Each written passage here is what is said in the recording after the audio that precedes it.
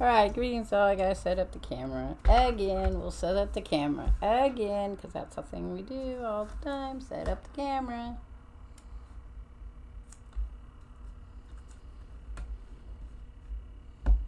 Alright, so that gives me a better idea what I'm doing here. Alright, so we're gonna read some comic books. But first, what I wanted to do was introduce to you the next set of comic books we're going to be reading, because remember, we're going to read 9 and 10 of the Guardians of the Galaxy today, and then that's it for Guardians of the Galaxy, at least for right now. Later on, down the road, after we've gone through the first 10 of all of the comic books I want to read, you may tell me you want to go back to having me read some of the Guardians of the Galaxy or something else, but for now, that's where we're going to end up at. That's still not quite where I want it. The other end.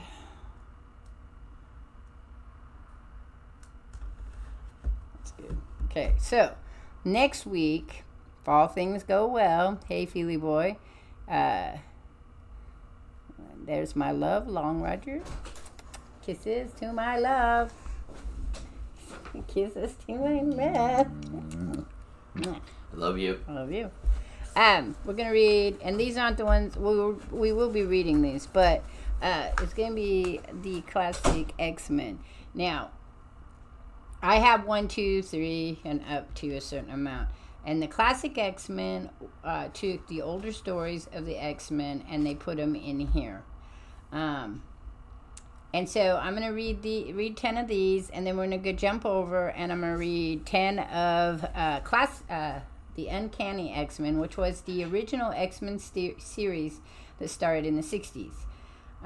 These are the stories from that, and they republished them in what was called Classic X-Men, and then they added like little stories in the back. I don't know if this one actually has one that's got the little story in the back that's different than, I'm pretty sure it is. Yeah, so the Big Dare.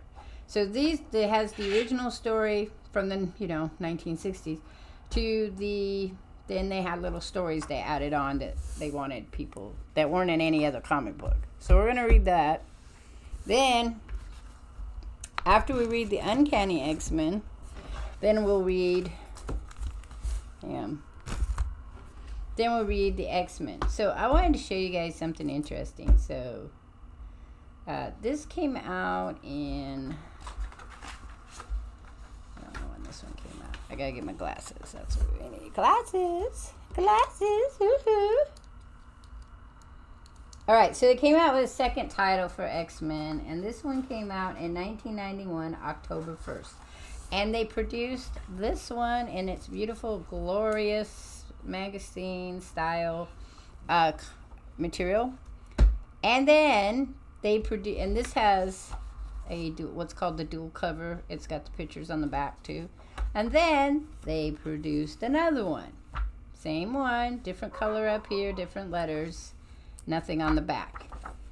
And then they produced another one with the different characters on the front. I'm pretty sure this one doesn't have anything on the back either.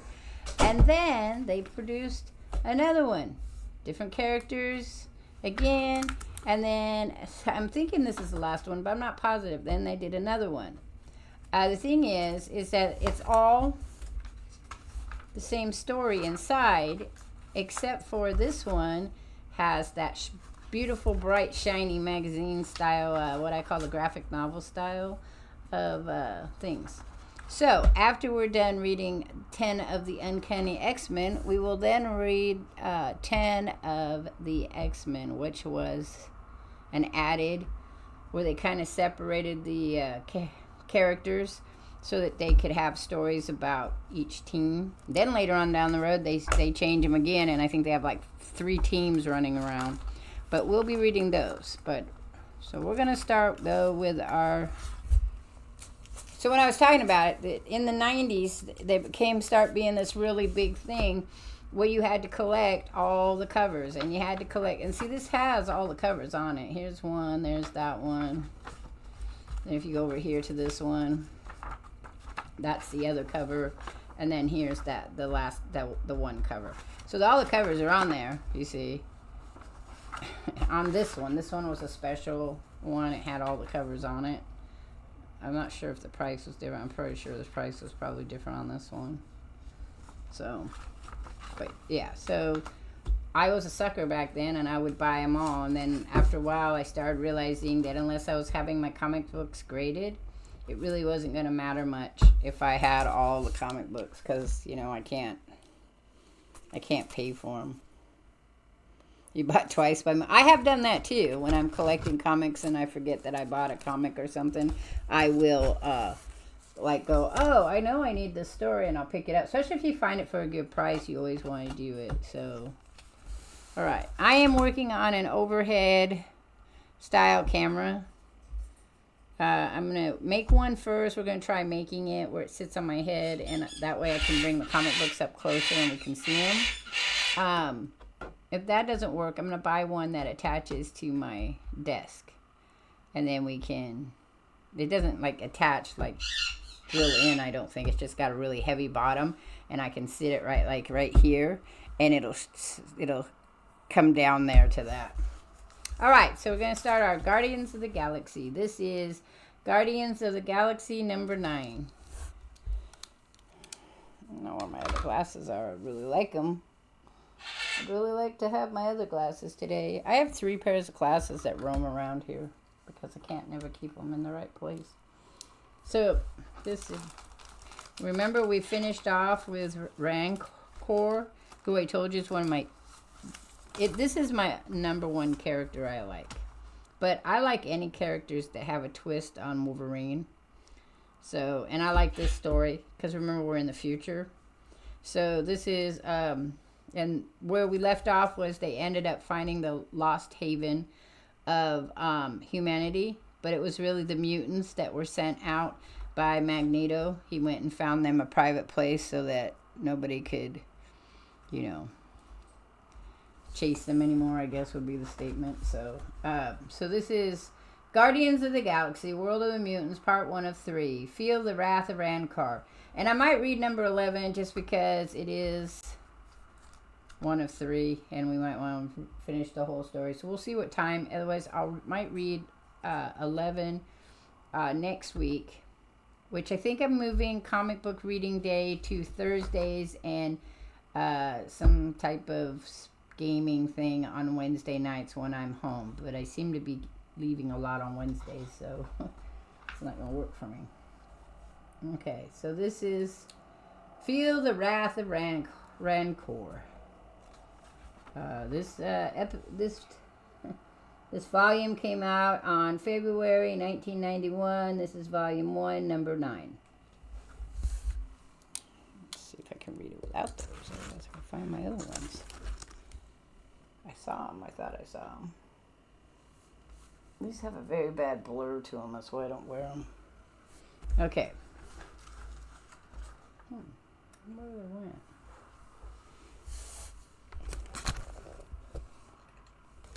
Nope. All right. It's the small print I have to try to get.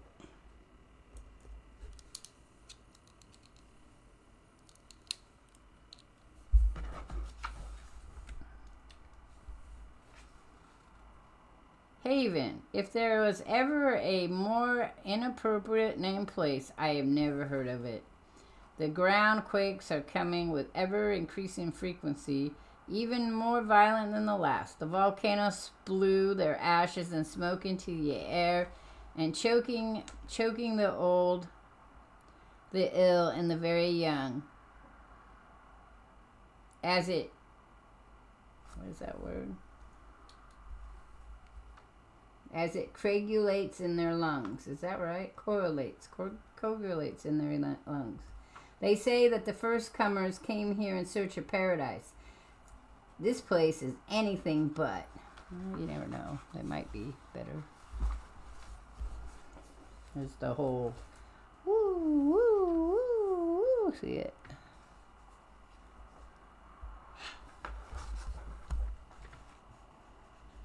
Okay. But even worse than the natural disasters of the world is them, the high and mighty mutants. It's been raw luck that fewer are born in each generation. And now there are only 9 of them left, and one is secretly with us. The 9 living there in their gleaming emerald tower, so smug in their superiority, while we, the humans, are mired in our earthen abodes. Our lives, theirs for the taking. Our lives, theirs for the taking.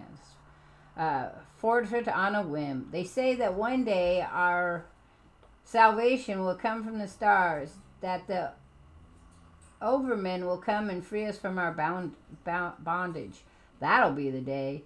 When she first came into power, my great-grandfather was but a boy. My great-grandfather helped to found the underground. My father died in its cause. Not a day has gone by in all those years that I haven't thought of him or the ideals that he gave me. What was that little song he taught me? Oh, yes. The overmen will come for her and throw her in a volcano, in a volcano, in a volcano, in a volcano. And Rancor is her name, oh. Inked with the talent rare by the stellar Steve Manto, lettered with loving care by the caravanting Ken Lopez, colored with style and flair by the dazzling Daniel Vazzo, edit in his lofty chair by the crazy legs Craig Anderson, chiefed with an unbelieving glare by the two-fisted Tom DeFalco, written and drawn in his underwear by the dumb old Jim Valentino. They're about that. They're always saying mean things about him. Valentino, that is. Halt, citizen! You are wanted for interrogation. Blast, mutants. What could they want? Could they have found out that I'm part of the underground? I knew it was a mistake to take the bear into our confidence. After all, he is one of them. You better quit thinking, Garad, and drop to your knees before they kill you where you stand. Well, what will you look at that, Rodney? He assumes a position. Real good, don't he? Yeah, Batwing. He must be a real good boy. I think I'll give him a special present for being so good. My power fist. What do you say, human? Are you ready to die? Why me? Oh, let's just say that I'm bored and you look like the evening's entertainment. How's that for a reason? Stand up to him, man. You're gonna die anyway. Well, in that case, look, Keely, it's a Mega Man 3. Anything else you need to know? Snake Man, Hard Man, Gemini Man, Magnet Man, Needle Man, Shadow Man, Spark Man, Top Man. They're the 8 new robot masters in Mega Man 3.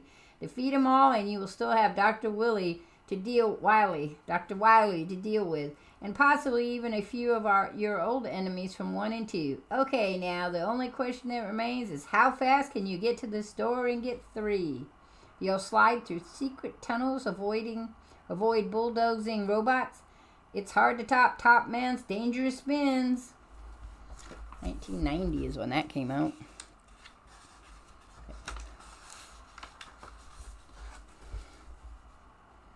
Oh, womp. I have to say that the answer is no. Caught him by surprise. My father taught me this move when I was a boy. Now if I can just make it work. Yes.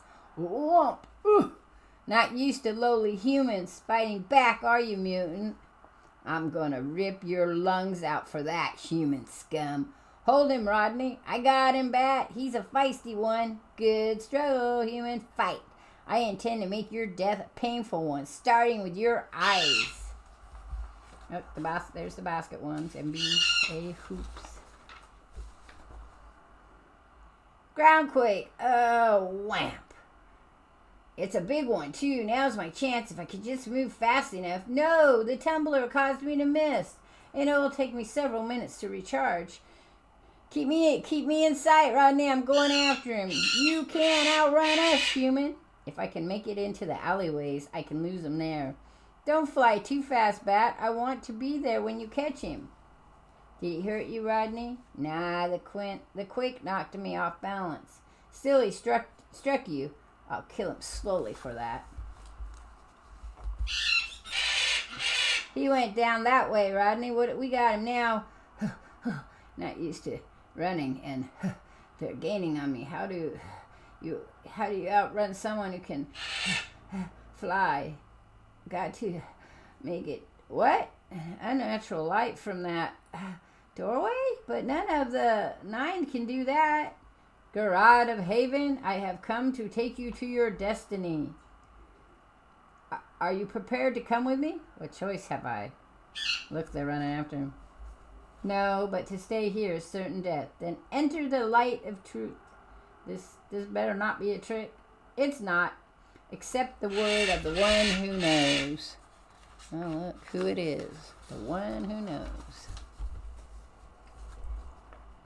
Conquering this game will take you centuries. Is this the destiny of the emperor? Over 18,000 years ago, many of the men in China dedicated their life to the study of philosophy and then applied it to war to end all wars. The country was plagued by a bandit horde known as the Yellow Scarf, who amassed a power no one had yet to conquer. Fact is, no one could assemble a force strong enough to destroy him. In Destiny of the Emperor, your challenge is to change the course of history forever, for the good of China and the world. This full-scale role-playing adventure game for the Nintendo system will put you deep in the throes of that war. The action is as real as it gets thanks to the discovery of authentic documents detailing the era. Characteristics of 180 warlords have been simulated based on the renowned text of, I'm going to mess this up, Sanquazai Yani. Even 20th century strategists are destined to spend hours, even days, on each game. And when you take a break to philosophize on your next action, if you can pull yourself away, you can actually save up to 3 histories exactly where you left off. You can put yourself in the place of Lai Bei, dedicated rising an army for the restoration of the dynasty, or Guan Yu, an exceptionally skilled warrior matched for 1,000 warriors and worshipped as a god. But no matter who you are, it will be hard to win the war against Zhang Yo, the deadly leader of the Yellow Scarf rebels and founder of the Taiping sect. Not to mention the most feared Chinese warlord of all, Lu Bu, destined to be a traitor because of his great strength and courage.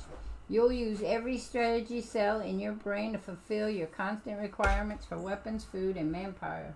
Okay, my love. Thank you. Up on the PlayStation. Uh-huh. So it's out of the way. Love you. Love you. You'll give important commands that could mean your life and the life of your enemies. And in true Chinese tradition, you'll engage in battle again and again to defend your honor, an honor certified by oath, signed in blood. When all is said and done, there will be room for only one emperor. Whether or not that will be you is your destiny. Woo-wee! Woo-wee! Okay.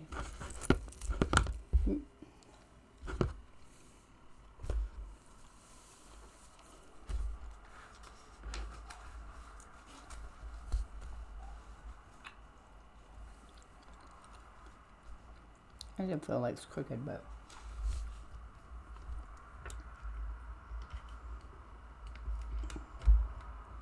I don't know why, but it just feels like it's crooked there. No, it's not crooked. And you see more. That's what I needed. See more. So I need to pull this back a little bit. Maybe. Because I got stuff up there that's, no, guess not. Guess not. Sorry, we won't be able to pull back any further.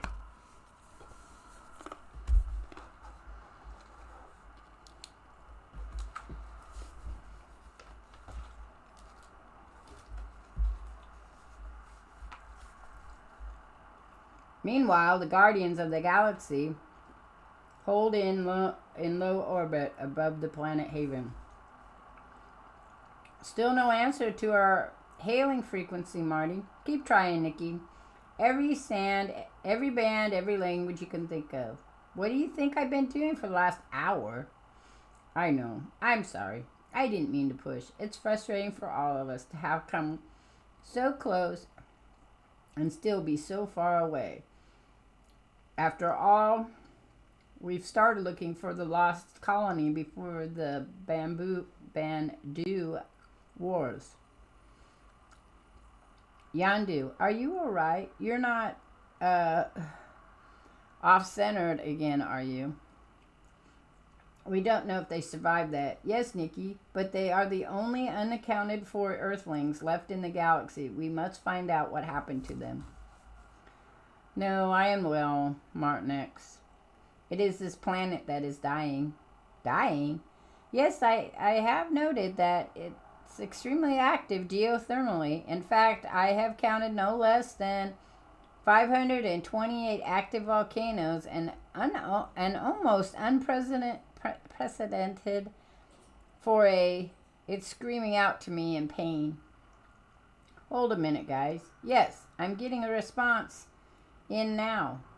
Wait, before you answer it, Nikki, you must all hear what this man has to say. What I must? Charlie? Starhawk? What in Harvak's name are you doing?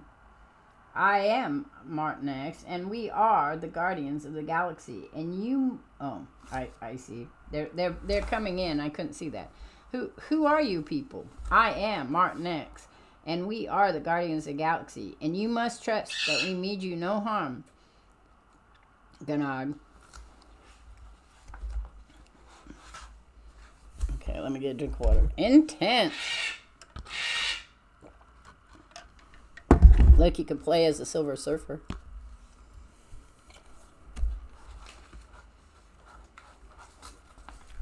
I am Fire Lord. Riding an awesome wave of 3 mega firepower.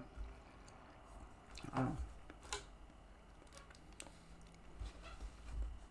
Processor, Reptile, Metaphisto, Fire Lord, and Emperor. The non-stop action of this high-energy intergalactical battle game will challenge all of your combat skills. For 12 levels, I never heard of this one, of outrageous gameplay, amazing graphics, music, and radical sound effects. It's the hottest game in the galaxy.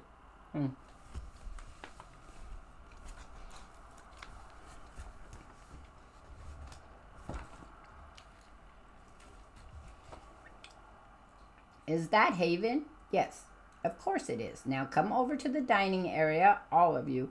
We have much to discuss. Give him a break, Hawk.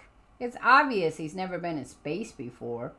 There are far more weighty matters before us than sightseeing, Guardian. Now, Gerard, tell them of your home world. I don't know where to begin. Try the beginning. If you don't, Starhawk will, and you have a nicer voice. Is Nikki flirting with him now, too? Keep it in, 27. Keep it in. The beginning. Yes, it all began over a millennium ago, or so the legends say. We came from the mother world, a planet far from here called Earth. It was a time of great unrest. Paranoia ran rampant, and with it came the great injustice. A decree had been passed against the first comers, the mutants. Alita, don't. Not in front of Starhawk. I'm just not ready. It's all right, Vance. They will all know sooner or later, and Starhawk already knows. Don't forget. He's the one that knows all. And the controller sent great, invincible monster machines to obliviate them. Indeed, many of the mutants fell before their awesome might. Look at Sentinels. Hawk. Hey, Cuz. Cuz what? What's up? Yeah, but she calls him something else, and I can't read it all the time. I think it's Starkar. Starkar? That's his original name, is Starkar. That's what I think, anyway. So, welcome to the stream there, Cuz Walt.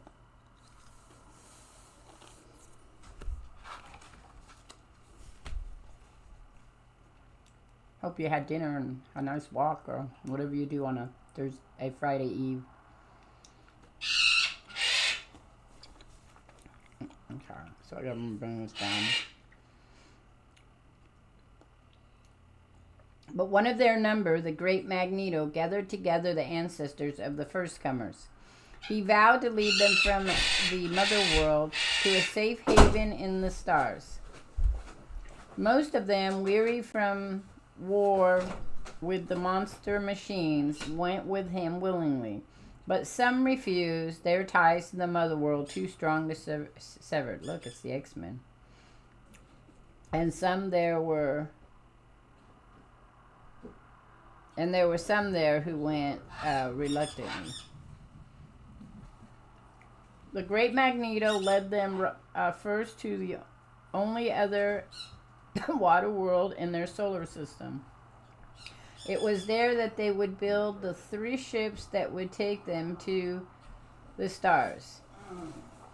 Europa, the most beautiful moon in the Jovian system. We found our first starship, the original USS Captain America, there. It was abandoned, unfurnished, in a small city we found in the moon's magnetic North Pole. The city was in ruins, but the site of a major battle. We learned that it was the mutants' first base only recently. We never did find out what happened to him there. Do you know? In the still untold tale of the Guardian's early years, Craig, in the issue number 6. Okay.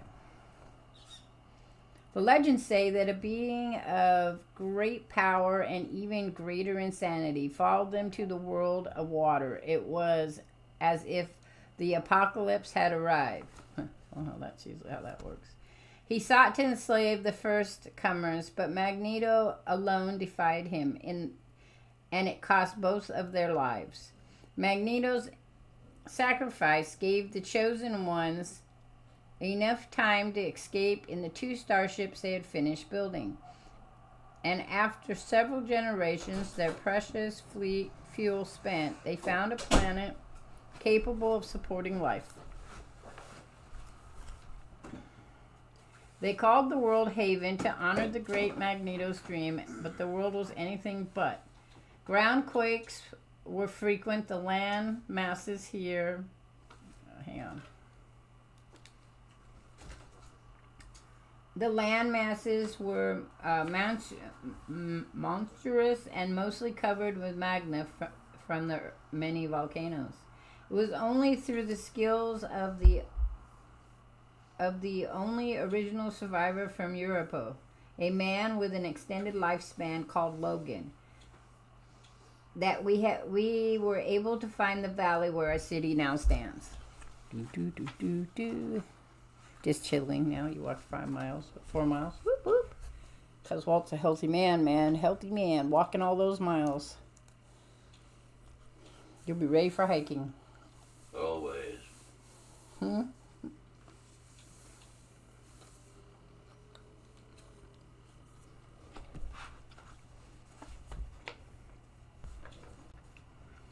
Though Logan refused to lead the people, his progeny had no such inhibitions, and few there were who would say no to him.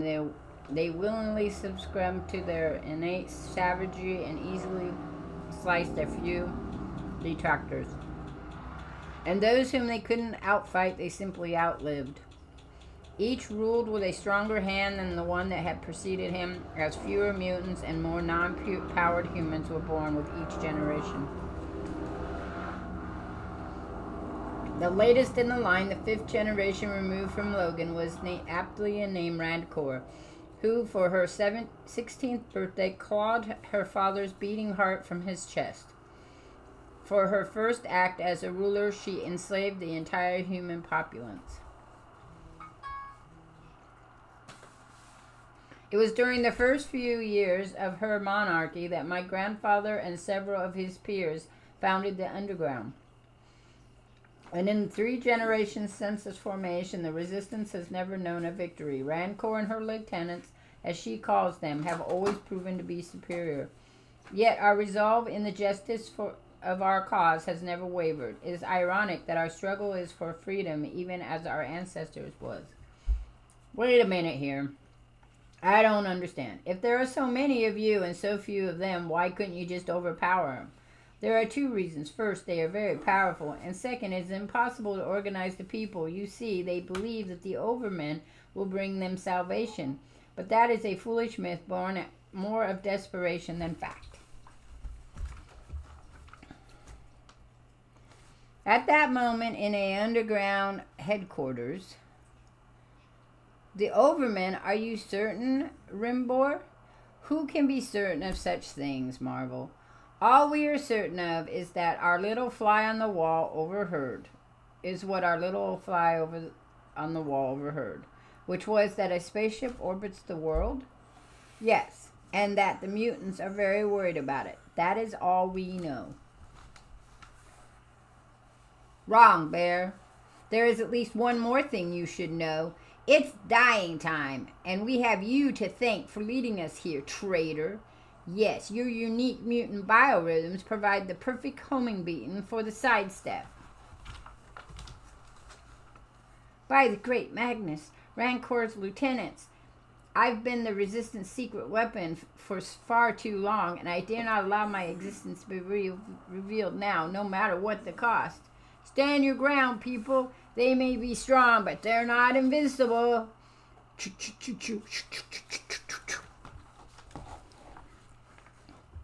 Making up a portion of jasmine rice and some chicken with spicy Japanese barbecue sauce. You, Roger, eat about the same way, man. Spicy, spicy, spicy.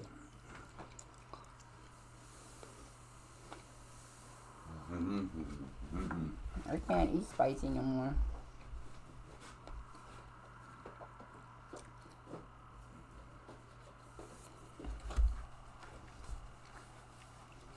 No, for the longest time, that's all I could eat. That's all you could eat was spicy? Yeah. MRE used to do you in. Well, you start yeah. adding shit.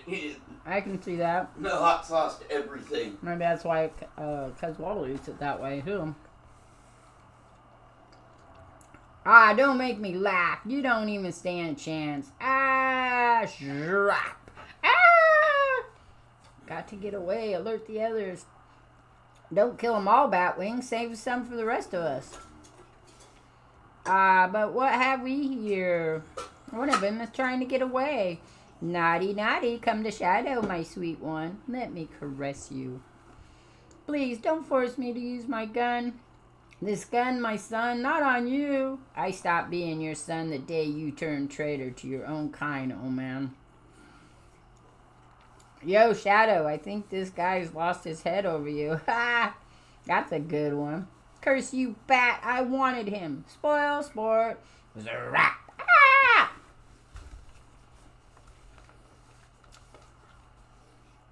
Don't you even think about how that would affect me, father, or my mother, or don't you even care? She died in humiliation over you, old man. And now you're going to die too. Rack. No, they're slaughtering him. What can I do? I was told never to reveal myself, no matter what. But how can I stand and watch this?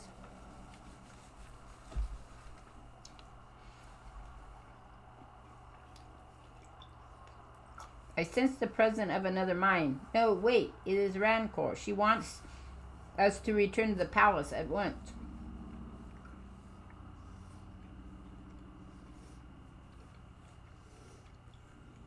Fine by me, man, Scan. They were dead audience anyway. Yes, you do so enjoy your work, Batwing. Perhaps a little too much. Sidestep, open a portal for us. Aye, aye. Sir? And I don't get to kill even one. Perhaps next time, Shadow. All dead. Oh, great Magnus. No, no. All right, group. Any suggestion?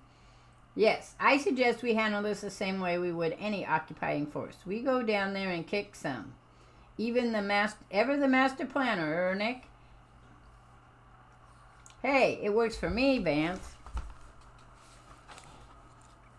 It's a fun prose. It is. It is a fun prose.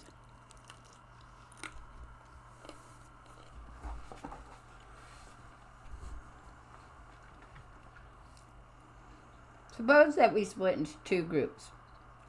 Nikki, Vance, and Charlie should go with Gerard to rally the resistance, while Altia, Marex, and Yodan meet with Rancor to see if we can arrive at some diplomatic solution.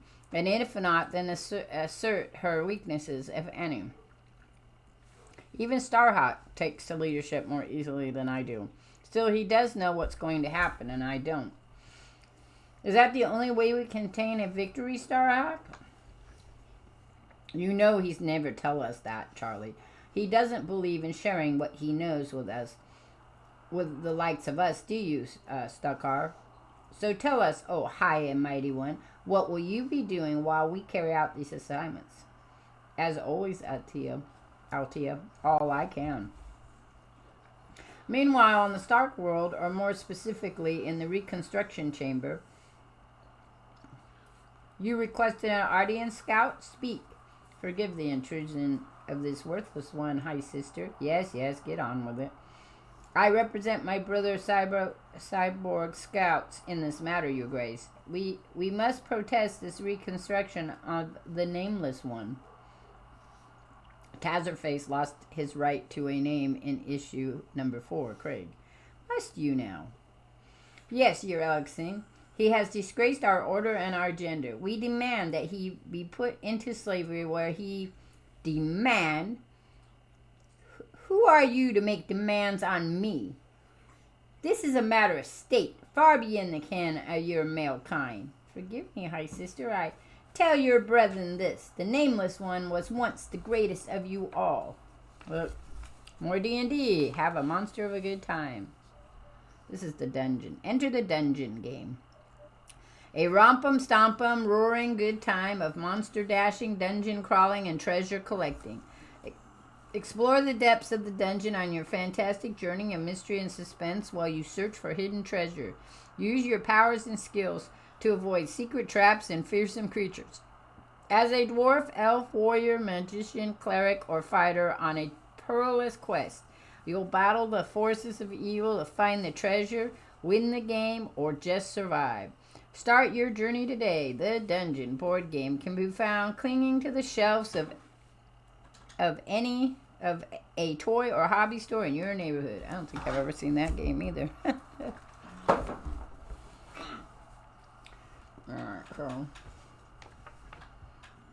And when I am finished with him, his power will be rivaled by none. Not even the protector of the universe, Fire Lord Craig. Haven. I am Rancor, rightful heir to the throne of Haven. I am Martin X of the Guardians of the Galaxy, and with me are Altia and Yondo. Only 3 of you? We were led to believe there were more. There are, Your Grace.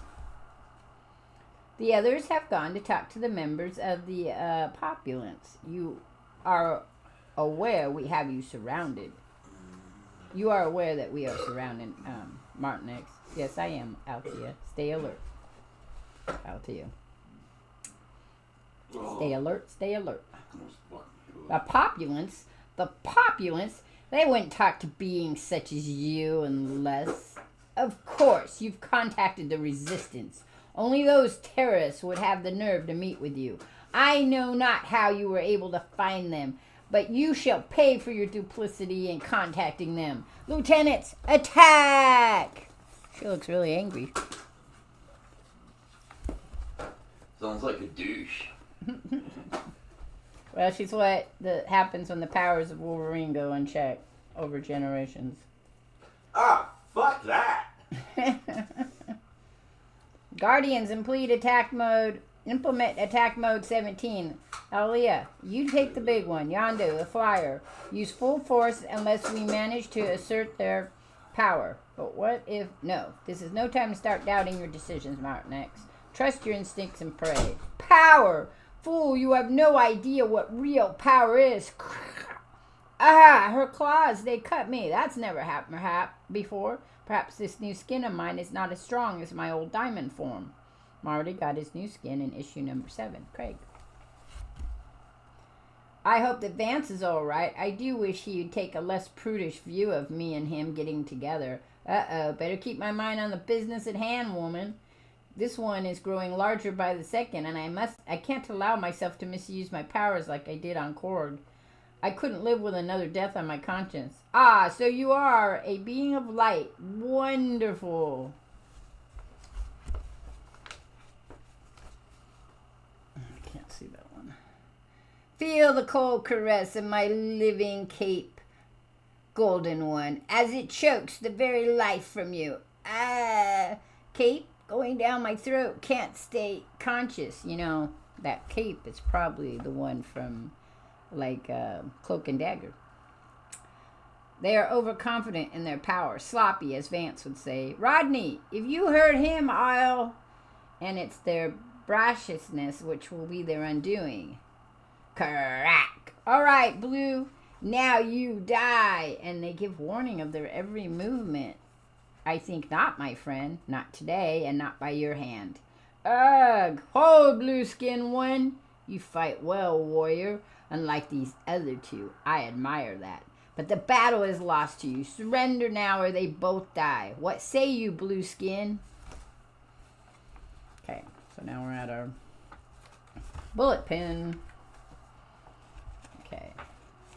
Bullpen bulletins. Stan's soapbox. Hi, heroes. Even though Christmas is behind us, big-hearted Marvel still has plenty of goodies in store for you. And here's where your old favorite soapbox Santa clues you in to 2 new titles going on sale right now.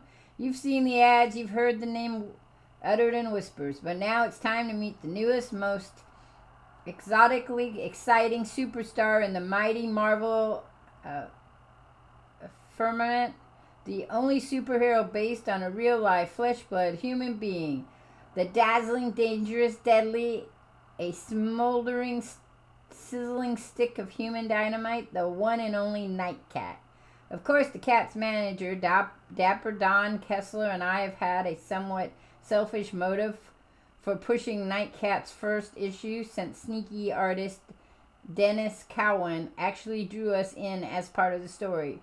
Yours truly wrote the script too, which could possibly change the complexion of the complexion. I don't know. It means how difficult things are, I think. Of the comic book industry for all time to come. But don't let that discourage you. You can always just look at the pictures. Hey, that's only half the excitement. Our whole blushing bullpen is turned on to Troma Films, wild and wacky, world-famous movie idol Toxic Avenger, the superhero who makes Spider-Man seem like a well-adjusted average guy. In fact, we dig it so much that we've made a deal with Lovaby, Lloyd Kaufman, and the magnanimous Michael Hertz, the big-time movie producers who so unselfishly unleashed old Toxic on the defenseless public, a deal to publish his sensationally screwy adventures in our maniacal style. Be forewarned, Toxie is not your usual hero. In fact, he's not your usual anything. But this you can count on. Nightcat and the Toxic Avenger may turn out to be the most unexpected hits of 91, and thanks to my legendary generosity, you are the first to hear of them. Now, to the next issue. Wherever you go, whatever you do, think Marvel, instead of cluttering your mind with non-essentials. I can't say that one. I know what it is, because he used to say it all the time, Stan Lee did. Alessier? How far in the future is this? This is the 31st century, if I'm pretty sure of it. I think that's what they said. It's like 1,000 years, right? 100 years? 1,000 years. I think it's 1,000 years. I think it's the 30th century, because when these books were written, it was the 20th century. So the 30th century way 1,000 years. I have another comic book. You came in a little late, but I have another comic book, X-Men 2099. It's also... So, you've seen the Disney Marvel movies, correct? Because, well... So you know about the multiverse? Okay, so in the 90s, they introduced the idea of well, probably about the 70s, maybe the 80s, 90s, it's a lap over, but they introduced in X-Men and some of the other ones, the multiverse. now Doctor Strange and things like that, with the idea that they were alternative worlds, alternative timelines in the Marvel Universe. So the Guardians of the Galaxy are in a different timeline than the timeline that was the original timeline, like what the X-Men are in. So, in fact, Martin X talks about it in one of the episodes, because he's like, he doesn't believe that. He doesn't believe that every major decision you do or turning point would then cause another alternative version of the future. And they explore that a lot in the late 80s, early 90s. They introduce Rachel Summers, who came from the future to come back and save everyone from days in the series called Days of Future Past in the X-Men. And so she comes back to a past that technically isn't her past. So, you'd like to learn this stuff? Well, I will find you a good website for that. But, so, Rachel comes back in time, and she is the daughter of Cyclops and Jean Grey. And when she comes back, her mother is dead, so she cannot exist in the timeline she comes back to. Bishop is also from a different timeline than the one Rachel's in, and he comes back to warn the X-Men of a future that is coming. And he also comes back to a past that is not his own. Cable went to the future from the main Marvel universe of the X-Men, went into the future, and then came back from the future, and his future is not the future that the X-Men are experiencing. It's not Bishop's either, so it's kind of an interesting. There is a comic book series that I'll read called What If, which explores that idea. That's the exploration of the different multiverses out there. And then the early on way that they did it was the What If. And if you have if you have Disney Channel, if you go, there's the What If animation, and that kind of gives you a taste about the multiverse. And then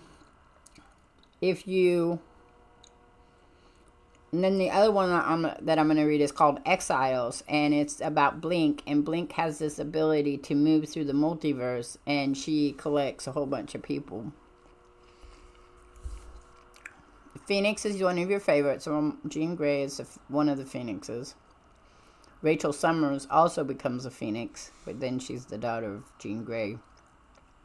Wolverine, of course, is everybody's favorite. Ghost Rider. In the Marvel comic book presents, I can read some short stories of Ghost Rider. I don't collect Ghost Rider. And David. I don't know who David is. Do you mean... Oh, you mean Professor X's son. David Xavier. Yeah, David's kind of fun. The comic book. There is a comic book that came out about... Yeah, from Legion. So... There's a whole... That's how the story Apocalypse becomes a thing. That one that I read to see how long it would take to read comic books. That whole... That triggers that is all about David and Legion. So, kind of cool.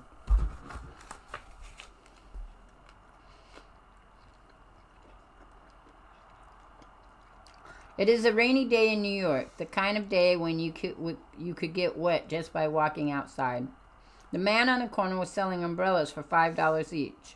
I could usually talk him down to $3. When I got home, I would throw it on a pile with the 300 other umbrellas I managed to leave at home every time it rains. It seems to rain a lot in New York. Perhaps it's God's way of trying to give the city an acid bath. Perhaps not. That's not for me to say. I'm just another private eye. They call me Dodge Deadline, comic book detective.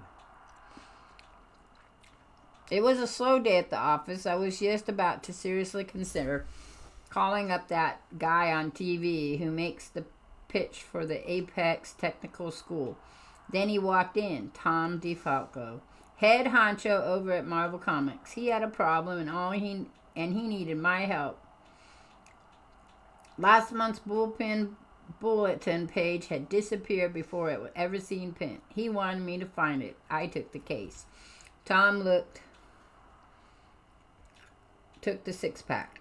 I headed uptown to the office of Marvel Comic Books. If I was going to learn anything about the missing bullpen page,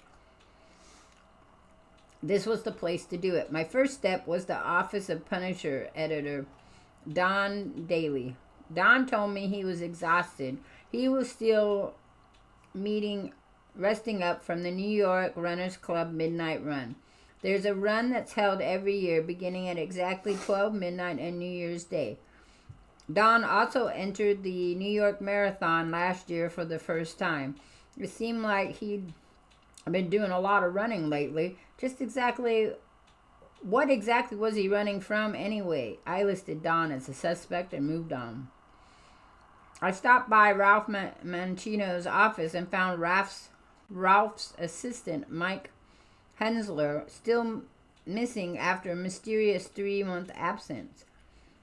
Hensler allegedly is taking some time off to do some freelance lettering, something about owing a debt to his uncle. Funny, I didn't know Hensler's uncle was named Sam, another potential suspect. I stopped in to see Jim Selkrup, but he was deliciously happy. He couldn't even talk to me. Dodge deadline.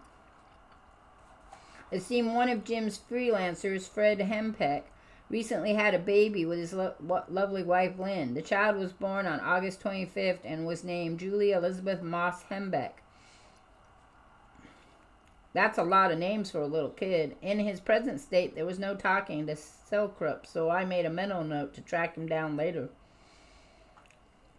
I noticed my mental pen was getting low on my mental ink, so I made another mental note to stop by the mental store later and pick up some more. I headed over to see Craig Anderson's Marvel's resident idiot. Craig gave me the lowdown on the new Silver Surfer home video game from Nintendo and the Spider-Man home game from Sega Genesis. Craig nodded that the Spider-Man handheld game from Game Boy is also a big hit. Craig talked about a potential Spider-Man arcade game, but he seemed to be dodging the real issue. Did Craig know something about the missing bullpen page? Something he wasn't telling me? Dodge deadline? Craig threw me a few names, Jim Starlin, George Perez. I caught them, and he said they were working on a project which just might blow the lid off this whole case. But Starlin and Perez were nowhere to be found. Apparently, they had gone into hiding to work on this hush-hush project. All I found about the mystery project was that it involved a dangerous customer by the name of Thanos, as well as almost everyone in the Marvel Universe. Clearly, I was on to something big, but that wasn't the case I was working on. I'd have to come back to that some other day. I still hadn't found the bullpen page. Assistant editor Chris Cooper walked by me. Dodge deadline. In the hallway, I overheard him tell fellow assistant Len Kaminsky he's never been mentioned in the bullpen page before. Len said that made 2 of them. That gives them both motives, but very flimsy ones. I started scooping around Bob Budayski's office, but Bob wasn't talking, neither was his assistant, Tom Brevert. All I could get out of them was that they were doing a newsstand reprint of the 4-issue Deadlock limited series and working on 1991 Marvel trading cards. That was all well and good, but it didn't solve my case. I paid a visit to Epic editor Marcus McClellan, who was happy as a clam bake about the 4th anniversary of the Comic Illustrators Guild at the Pratt School of Art and Design. You see, Marcus formed the club while in his senior year at school to pave the way for future generations of artists to get away with drawing comics in class. He was one sharp cucumber, that Marcus, but no bullpen page napper. Next, I noticed his assistant, Marie Jarvis. Marie Javis. Marie's wall is decorated with drawings of cows by some of the biggest names in comics, but Marie threatened to take down her wall of beautiful bovines if she received no new submissions soon. Would Marie's wall come tumbling down? Unfortunately, I couldn't stick around to find out. I could have pumped people at Marvel for answers all day, but I was cruising in the fast lane of nowhere. Everyone was a potential suspect. I decided I would switch tactics. I charmed my way into Marvel's master computer file. If there was any trace left of the bullpen page, I knew I would find it here. I punched up the file, and there it was, the December bullpen page. It was just full of all kinds of incriminating evidence about the Marvel staff. If the thing ever saw print, it would destroy several careers, a couple of marriages, and the noon trade at Slappy Sam's Eat and Run. No wonder someone had tried to suppressed it. The thing was hotter than a jalapeno pepper in a sauna. I decided to take the disc to Del Falco. If anyone knew I had this disc, I could start etching my own epithet. Just then, I felt the cold steel of the barrel of a .45 pressed against the back of my neck. Is this the end of Dodge Deadline? You wish. Some of the stuff they write is very silly. I'm sorry. It was trippy. Yeah, Legion was trippy. The comic book, it's trippy in the comic book too. But I mean, what else could you expect of a comic, a character who could change the very nature of reality? It would always be trippy.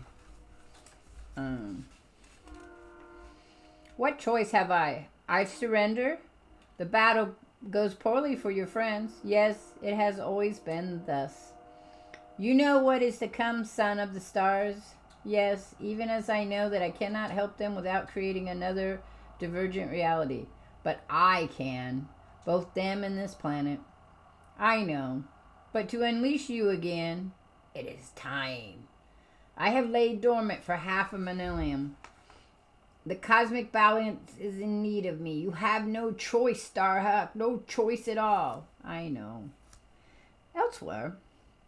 Good Lord, they're all dead. This one looks like he's dead. His chest has been crushed. Who could do this to their own people? Monsters, Nikki. Monsters that walk like men. Oh no, not more of them. No, wait, that's Garad. I recognize him. But who are these others? Has Garad turned traitor? Or could they be the Overmen? Overmen. Oh, look, we have full color buying guide, video games and computer entertainment complete to Nintendo's video games. Biting the pow pow. Bating pow pow. The computer guide to Nintendo video games. Hey, Nintendo lovers, here's the only fully colored guide to Nintendo's Game Boy. Cool reviews and ratings on gameplay help you choose which games to conquer. Plus, great sneak previews to let you in on awesome Nintendo adventures to come. I feel like that was like the precursor to Game Boy's, not Game Boy, GameStop's magazine they had. Video games and computers entertainment. Complete guide to Nintendo video games is the best. Nintendo info source on the shelves. Get yours today. Available at bookstores everywhere. Wonder if you could find it still. Tell you all kinds of them, huh? Rimbor, Arel, Bear, all of them gone. Bear, just this morning I doubted the wisdom of bringing a mutant into the Resistance. I doubted his loyalty, and now... Hey, Chunky, there's a call coming in on the monitor. I think it's for us. Attention, people of Haven, this is your queen. It has come to our attention that aliens are somewhere among the populace. We have captured 3 of the alien invaders. Altia, no, it can't be over. Not before it's even begun. Oh, Vance, I'm sorry. She was his first chance at happiness in years. You could feel the electricity between them, and now... But 4 more remain free. Citizens, if you know of these aliens' whereabouts, you are urged to contact the palace, and you will be rewarded. Aliens, we will execute your comrades, 1 every hour, until you surrender unconditionally. Oh, that sucks. Surrender? Click. Not bleeding likely. Get ready, Guardians. We got us some hostage to free, and a world to save. Next issue. It all hits the fan. Be here. Okay. And then we have reader space. Dear Editor, after reading the conclusion of the Guardian's first storyline in issue number 6, I have decided that this is Marvel's best title, and wish comics like Spider-Man, New Mutants, Wolverine, and Punisher's Wardrobe is high praise indeed. And with, not wish, and with comic. Jim Valentino combines an exciting story with enough gratuitous violence to keep the book fun. At the same time, the book is maturely written and well-defined and, dare I say it, even kind of profound regarding Cap's shield and all. I was really moved by the conclusion and especially liked that the Guardians were victorious despite their individual failures. This made the characters very human and realistic. The art is nearly perfect. Mr. Valentino has a masterful way of combining simple, clean lines and sort of a Silver Age tradition with his own individual style. I enjoy looking at his art very much. Altia is just beautiful. Thanks, and keep it up. Joanne Agazola. It would have been interesting to read that because there were very few women that read comic books. You used to read those guide magazines for Zelda with your grandma? She was a big Zelda gamer back in the late 80s, you think? That's cool. Oh, God. Zelda. Zelda. We've all played Zelda. Yep. At least once, I think most of us have. I don't know now. Hell, I've beaten both quests. Can't ask, but I've done it. Jim's mom paid you to say all those nice things about him, didn't he? Didn't she, Joanne? Seriously, we're blushing. We thank you, and we'll try to live up to your high praises. Dear Marvel, I just finished Guardians number 6, and I have to say that the creative team on this book is quickly becoming a formidable match for any other team in the industry. Their approach to the Marvel Universe of the future is a dream come true for any die-hard Marvel fan. Let's see, issue 6 merely gave us an excellent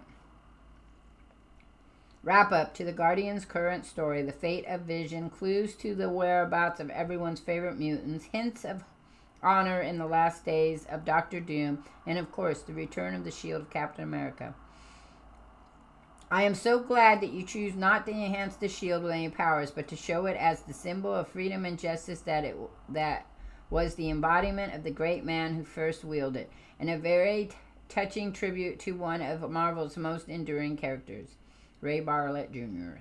Saugus, I guess Maine or Massachusetts. No. I don't know what MA is. I don't know all my abbreviations for my states. I feel bad.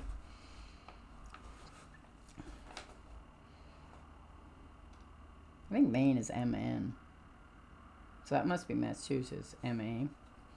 We feel pretty much the same way about the Star-Spangled Avenger as you do, Ray. In fact, most of our correspondence seems to have a special place in their heads for the big guy and what he represents. So, you know what's funny? Captain America was, before the Disney movie, I did not like Captain America. I was not a fan. I think because the way they wrote him, he was a lot like Superman. And I didn't really like Superman all that much.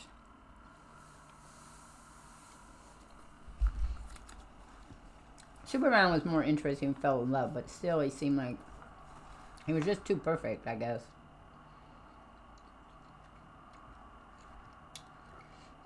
Dear Guardians, this series is rapidly becoming my favorite book, and for one simple reason, Jim Valentino. His artwork is surpassed only by his imaginative storylines, including the recent S.H.I.E.L.D. quest.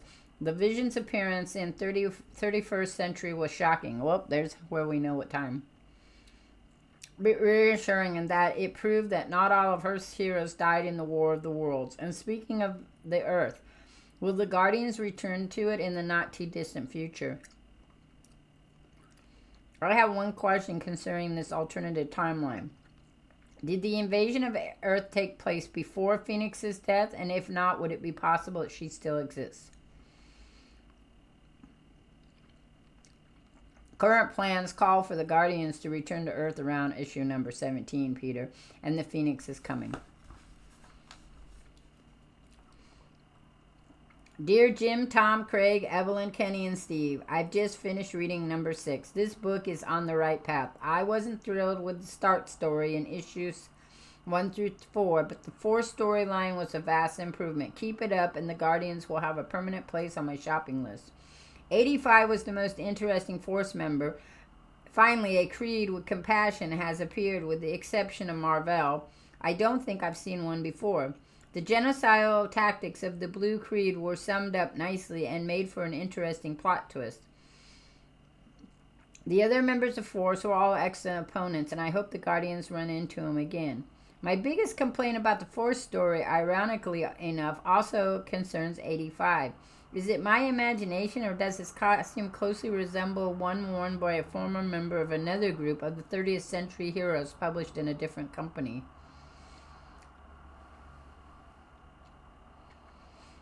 Andy Hall, Cherry Hill, New Jersey.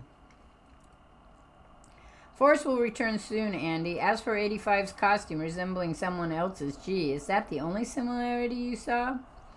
Dear Guardians, I love issue number 5 and number 6. The testing of the Guardians was a great way to prove the team worthy of the shield of Captain America. It was an even better way to let us readers in on their personalities and how they think. Alita hating Starhawk for the reason she does gives Vance the perfect excuse to make his move given time.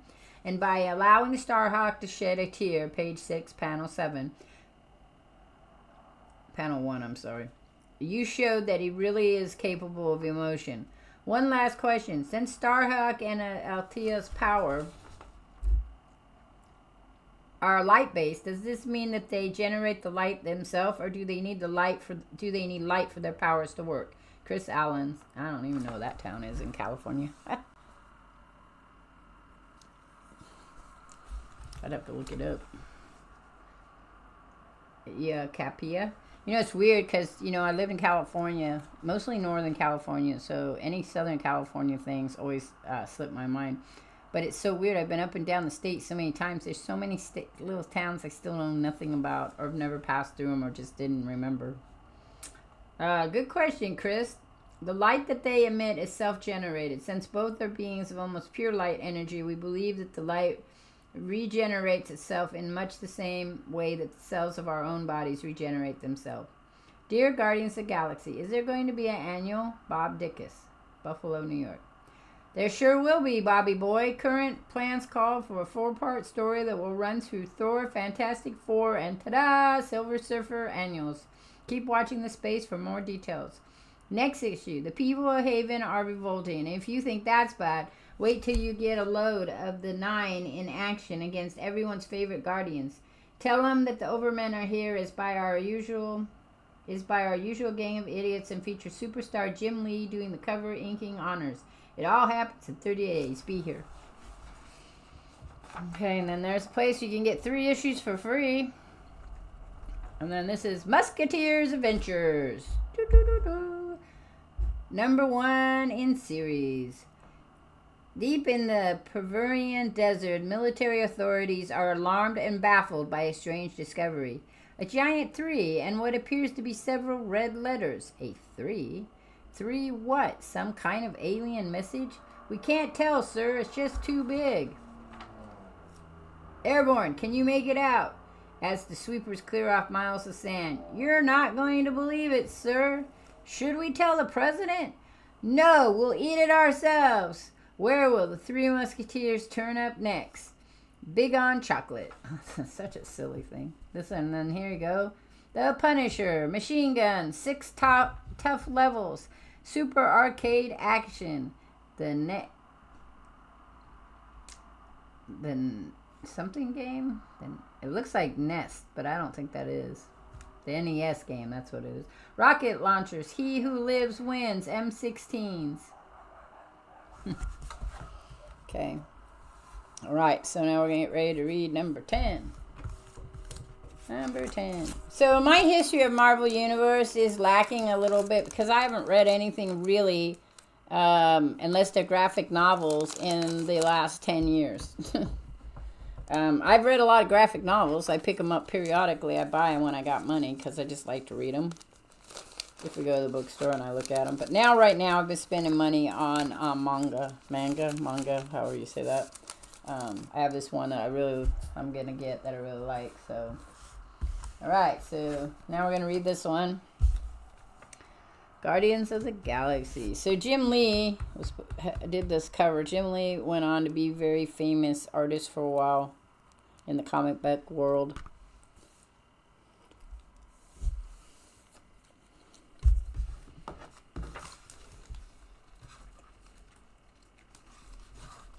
I don't want to come out.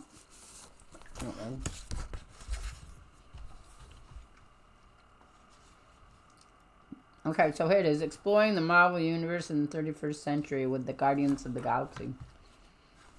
You know, they did some Marvel comic book heroes in the early, 17th century. 16-something. I didn't really like them much, but they were a bit okay. So, alright, the kid gloves are up. The World of Mutant Part 2 of 3. Valentino Jim Lee. This is Volume 1, Number 10, March 1991. We have spectacular intergalactic battles. Blast into the future for hours of adventure. Join Buck Rogers in the New Earth organization in the exciting 20th century and play the Buck Rogers 25th century role-playing game and Countdown to Doomsday, the new computer role-playing game. The XXVC role-playing game is packed with adventure, fantastic civilization, genetically engineered races, and future science technology. This game contains action-packed adventures sure to thrill the science fiction fans and game players alike. The computer game thrusts you into a race to save humanity from the enemies of the inner planets. Players must follow clues across the solar system, through the spaceways, and to the surface of Mars, Venus, and the orbitant satellites of Mercury to discover the awesome Doomsday device. Earth's future is in your hands. Look for these games at book, computer hobbies, and comic stores everywhere.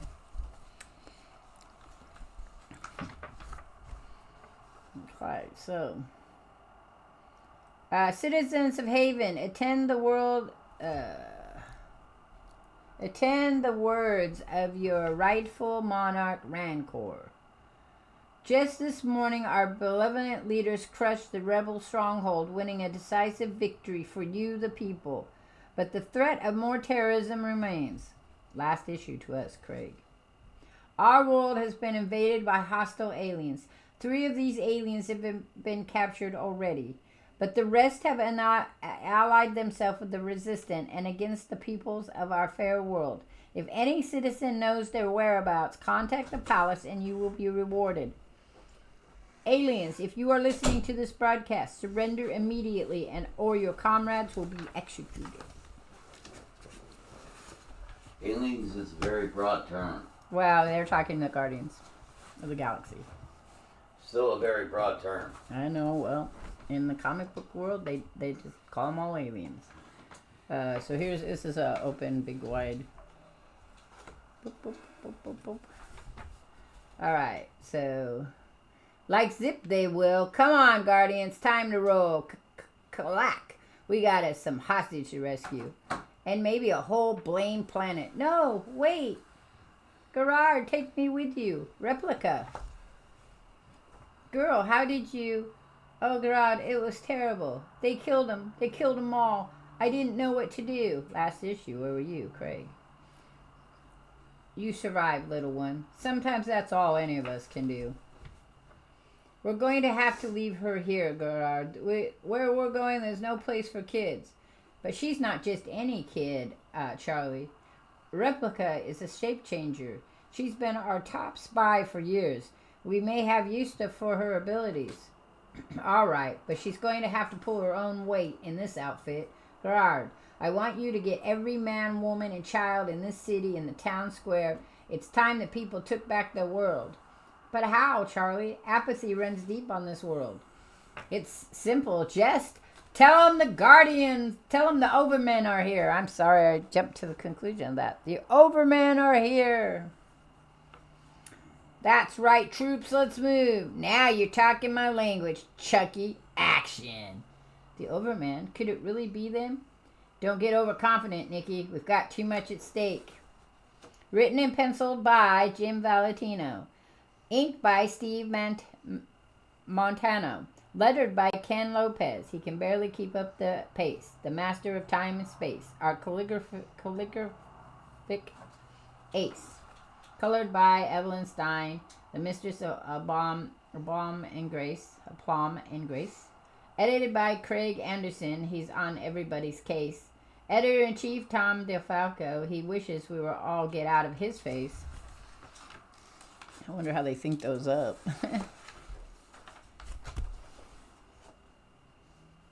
Okay, so. And so the word is spread from street corner to street corner. Have you heard? The Overmen have come. From person to person, the Overmen are here. Praise the church in hushed whispers and in jubilant shouts. And where once apathy reigned supreme, activism takes its place, and the people come together. In the small groups, in the large, to fill the town square. Well, what have we here?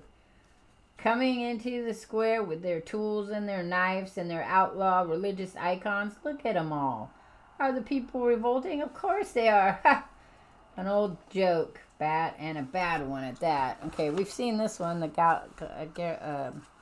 gargoyle game.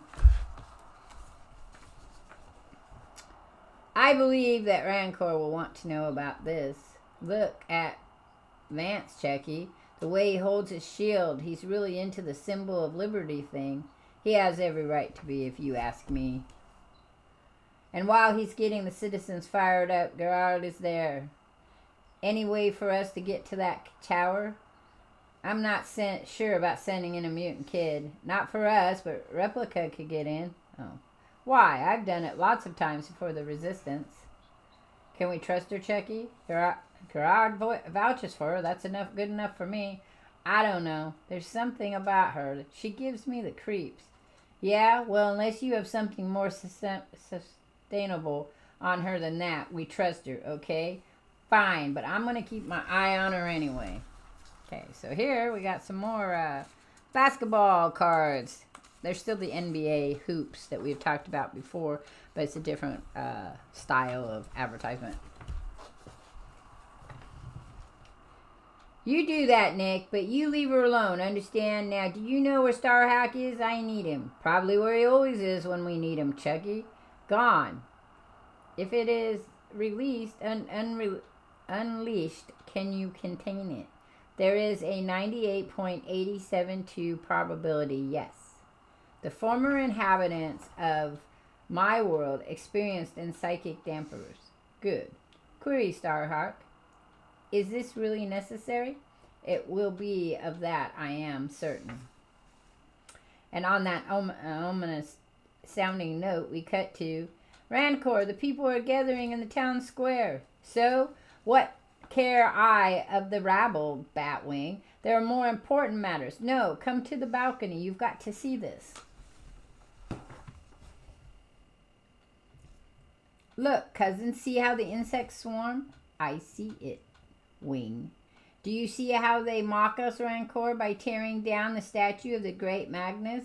Do you see how they blatantly display their religious icons? How they burn you in effigy?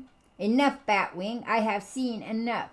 So they have chosen to reject my benevolent rule, have they? Phew. Made it just in time. Now, just keep that door open. Then let the blood that spills this day be on their hands. Yes, I made it. Now, to find the other Overmen.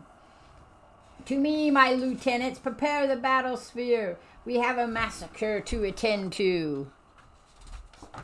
Oh, look, we have... Best viewers are on steamboo.com. Remove the space.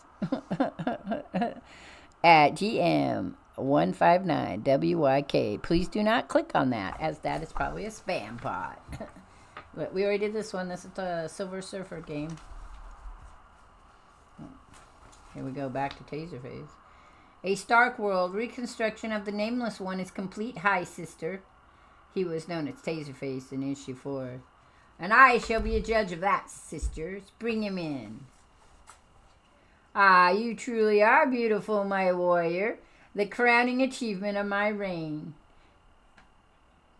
Are you prepared to lay down your life for the greater glory of Stark? Yes, High Sister. Are you prepared to win back your lost honor in your name? Yes, my liege. Then rise, you who have no name, and prepare yourself for battle of your life. Let it be known that from this day forth, the warrior will be known as Overkill. We'll see more of Overkill, but not in this issue. We've got to get back to...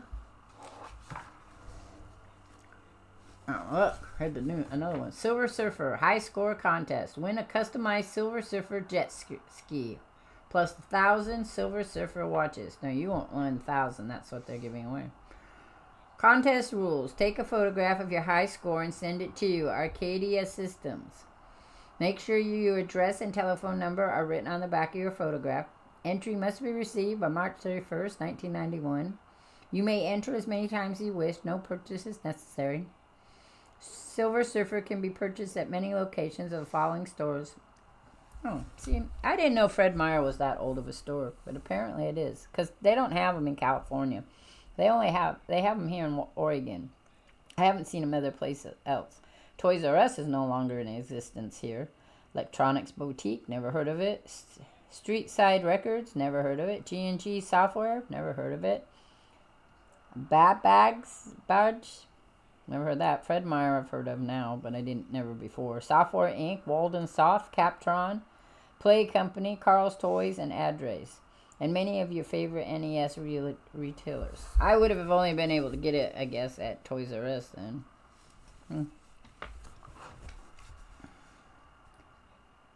The Planet Haven. Incoming at 2 o'clock, Chunky. I see it, Nick. Looks like some kind of weapon. Good Lord, it opened fire on the crowd. Charlie, they're hitting everyone. Women, children. It's just like what happened on Mercury. Charlie, what can we do? Nikki's homeworld, which was destroyed by the Badu Know-It-All Anderson. Well, for one thing, don't panic, kid. Let's keep our wits about us, okay? And for another, let's see what this baby can do.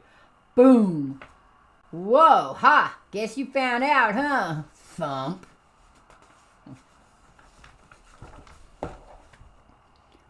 Inside the sphere. That was a direct hit. Damage is minimal. You just keep this thing in the air, Sidestep, and we'll make sure it doesn't happen again. Now remember, boys and women are an extra 5 points. Old people are 10 and children are 25. You're sick, Batwing. Ah, you only saying that 'cause it's true, Blaster. How's the kinetic retro blaster, Rodney? The KRB handles just fine, Blast. Good. Then let's go kill us some citizens. Okay, so that's the way it's going to be, hey? Well, I got a way to offset any recoil. Whomp. The first order of business is to anchor oneself property. Thump. There, that ought to do it. And as Vance would say, okay, boys and girls, it's time to rock and roll. Vance, Nikki, you two find a way into that palace now. Aye, aye, battle butt, sir. None of your lip, Nikki. Just do it. Okay, now let's see just how much punishment that armor-plated bubble can take. Boom! Another direct hit. I don't know how much more the battle sphere can take. I wish the boys would stop goofing off with the crowd and stop the big guy with the gun before he stops us. Hey, Blaster, what do you say we take down that big guy? I was just thinking the same thing, Bat. Good. I always wondered what my bioblast and your force beams would do together. Murderers, you slaughter the innocent as though it were a game. Death to all tyrants. Death to all mutants. Blaster! Ah! Oh, Simple Days. Yeah.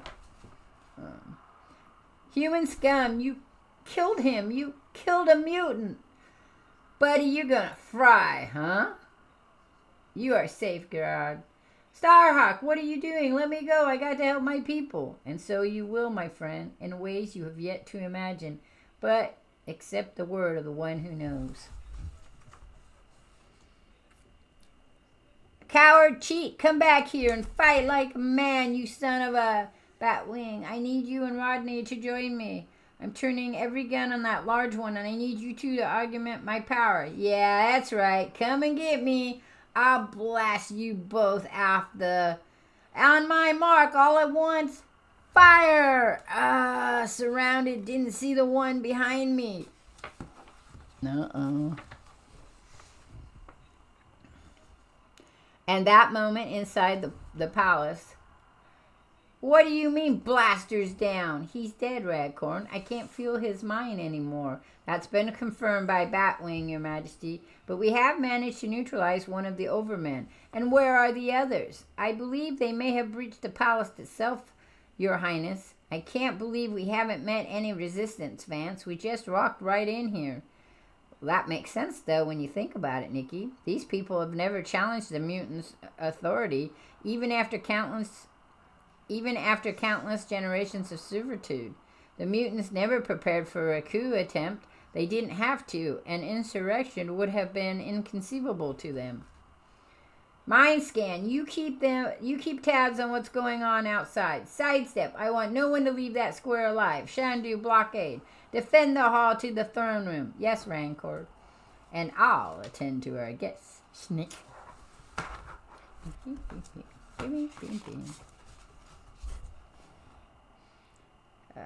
Personally. There they are. They must be the other overmen. They look so strange. Althea looks like she's in pretty bad shape. Her resistance must not be only negating her powers as mine do mine. They must be draining her of her energy. Althea, can you hear me? Hold on, please. We're still alive. As long as we are, there's still hope that we can get out of this. Of course you can. All you have to do is know where the off switch is. What? Hi, I'm Replica. A big guy named Charlie sent me. Can you help us? Sure, I watched Rancor do this plenty of times when I was a fly on the wall for the Resistance. Then you're with the Resistance? But you're just a child. A child? What is it with you Overmen? I'll have you know, I'm 13. This child just got you free, and now I'm going to help you escape. No, child, there is no escape. Uh-oh.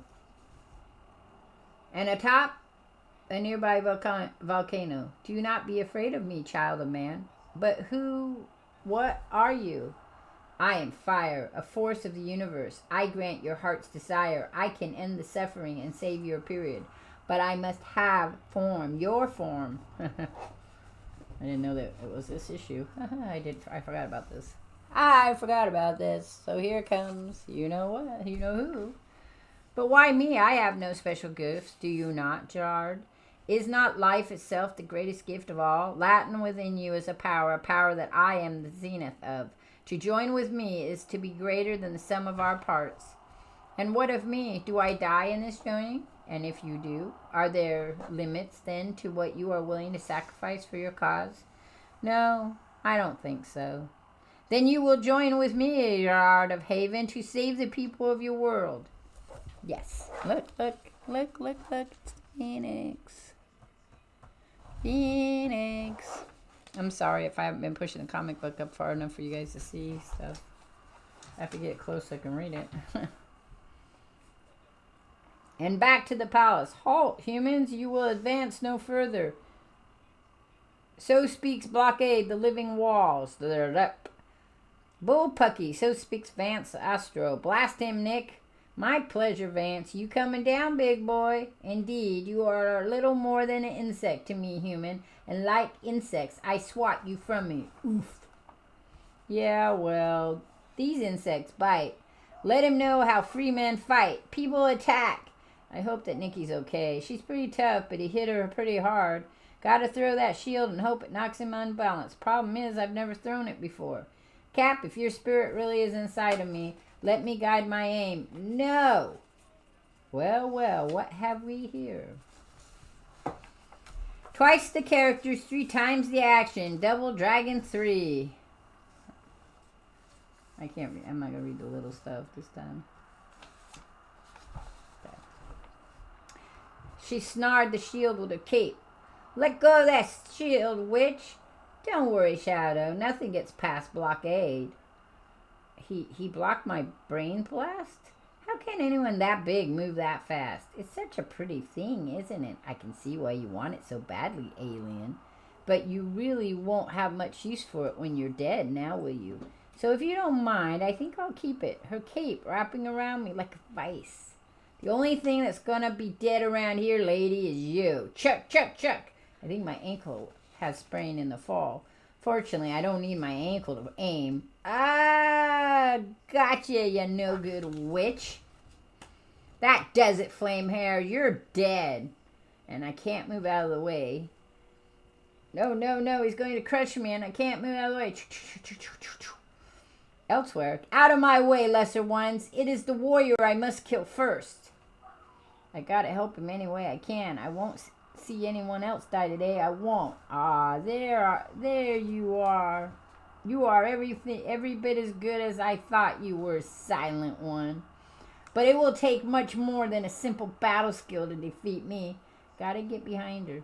Still, had circumstances been different, you would have made a worthy royal consort. Okay, so we'll take the thing out of this. Sand soapbox. Hi, heroes. Well, another year has rolled around, and Dr. Doom still hasn't conquered the world. Wolverine hasn't gotten any gentler, and Iving Forbush is still a klutz. In other words, all is well among the magnetic minions of Marveldom. Still, we can't let this fateful date come and go without zeroing on some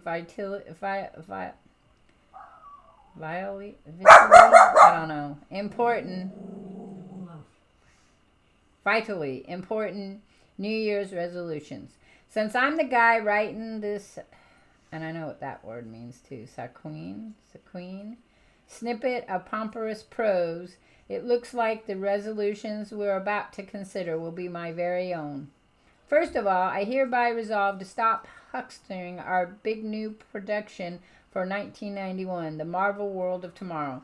You've heard enough about it, and I won't even tell you that we're about to change its Titanic title, nor will I. I bombastically breathe a word about the fact that you'll learn the new name in our very next soapbox. No, sir, no more explosion of the magnificently meteorous Marvel World of Tomorrow from now on. Next, I wish he wouldn't use those words, so many words. Woo! Double Dragon was pretty fun in the arcade. I think I played Double Dragon. But I don't think it was one I would have played. Okay. Sorry. I got... I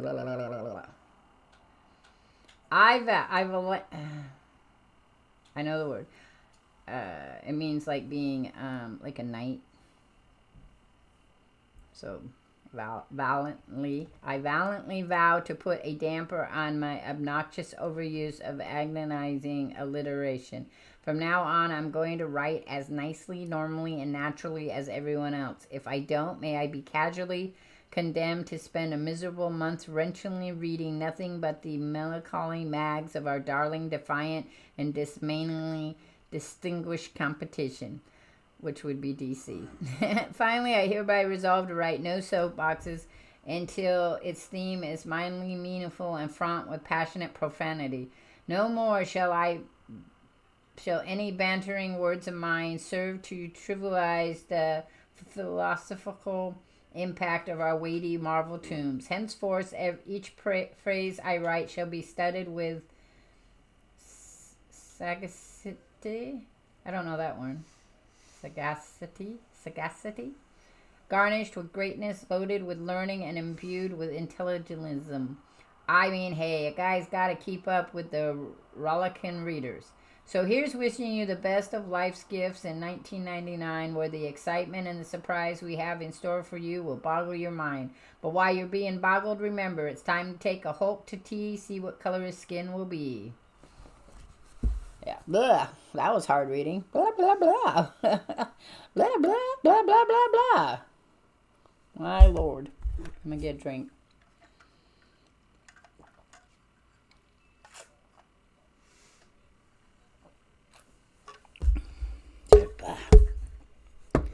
Okay. That was intense. Okay. It's January again. Wait a minute. Wasn't it January last month? Well, it's supposed to be. Hey, hey, hey. We seem to have gotten a little mixed up with our bullpen bulletin pages. Well, no use crying over spilt ink. Let's start this new year off right. What say we begin with January? January, as any Marvel old knows.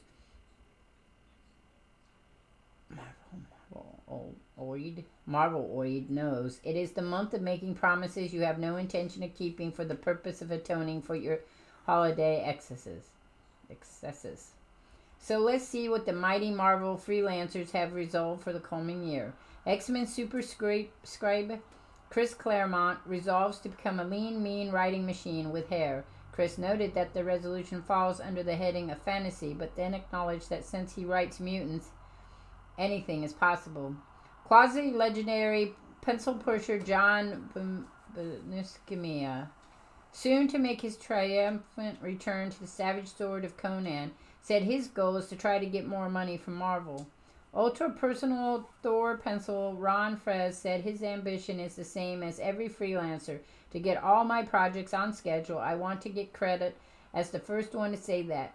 Among those projects, the Spider-Man Choose Your Own Adventure book, which was scripted by Peter David several years back.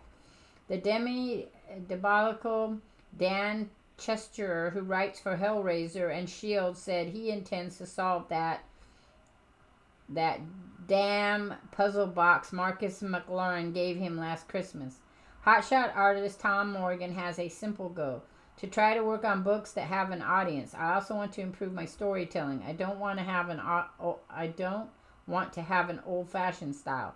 I also want to inform the fans of my upcoming work, such as my pencil and ink job in What If number 24, What If Wolverine Became the Lord of Vampires, and my upcoming Excalibur special with Michael Higgins.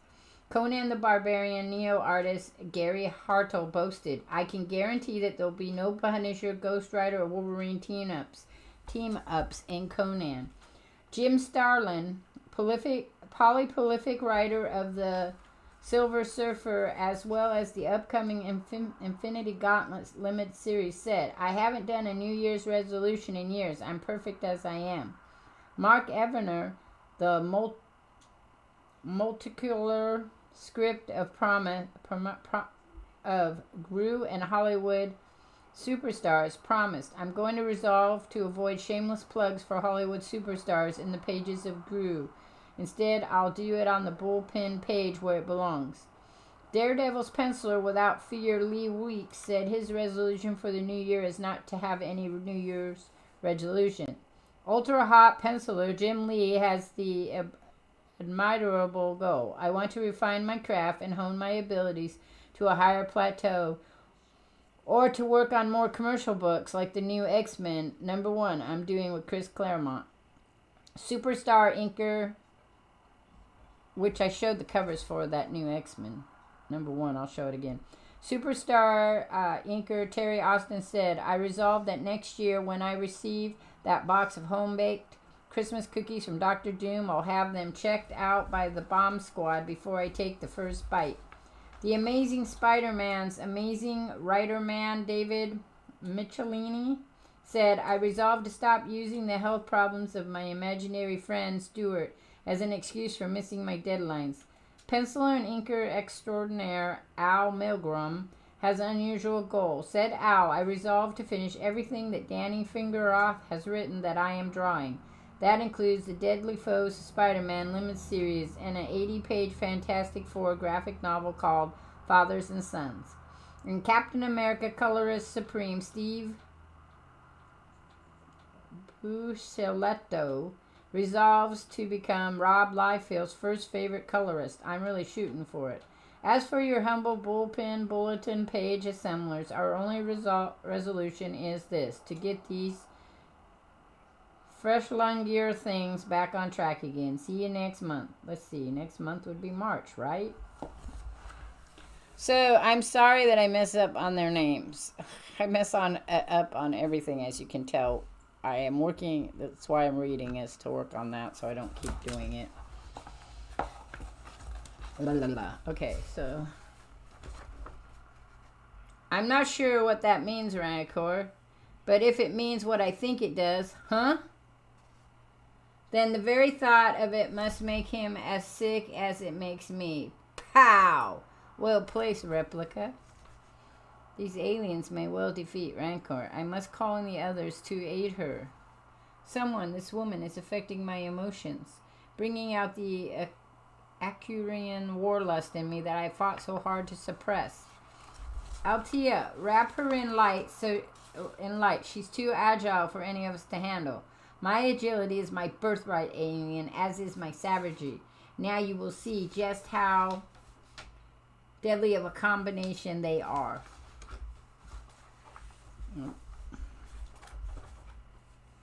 If you worship any deities, Crystal Man, then make your peace with them now, Light.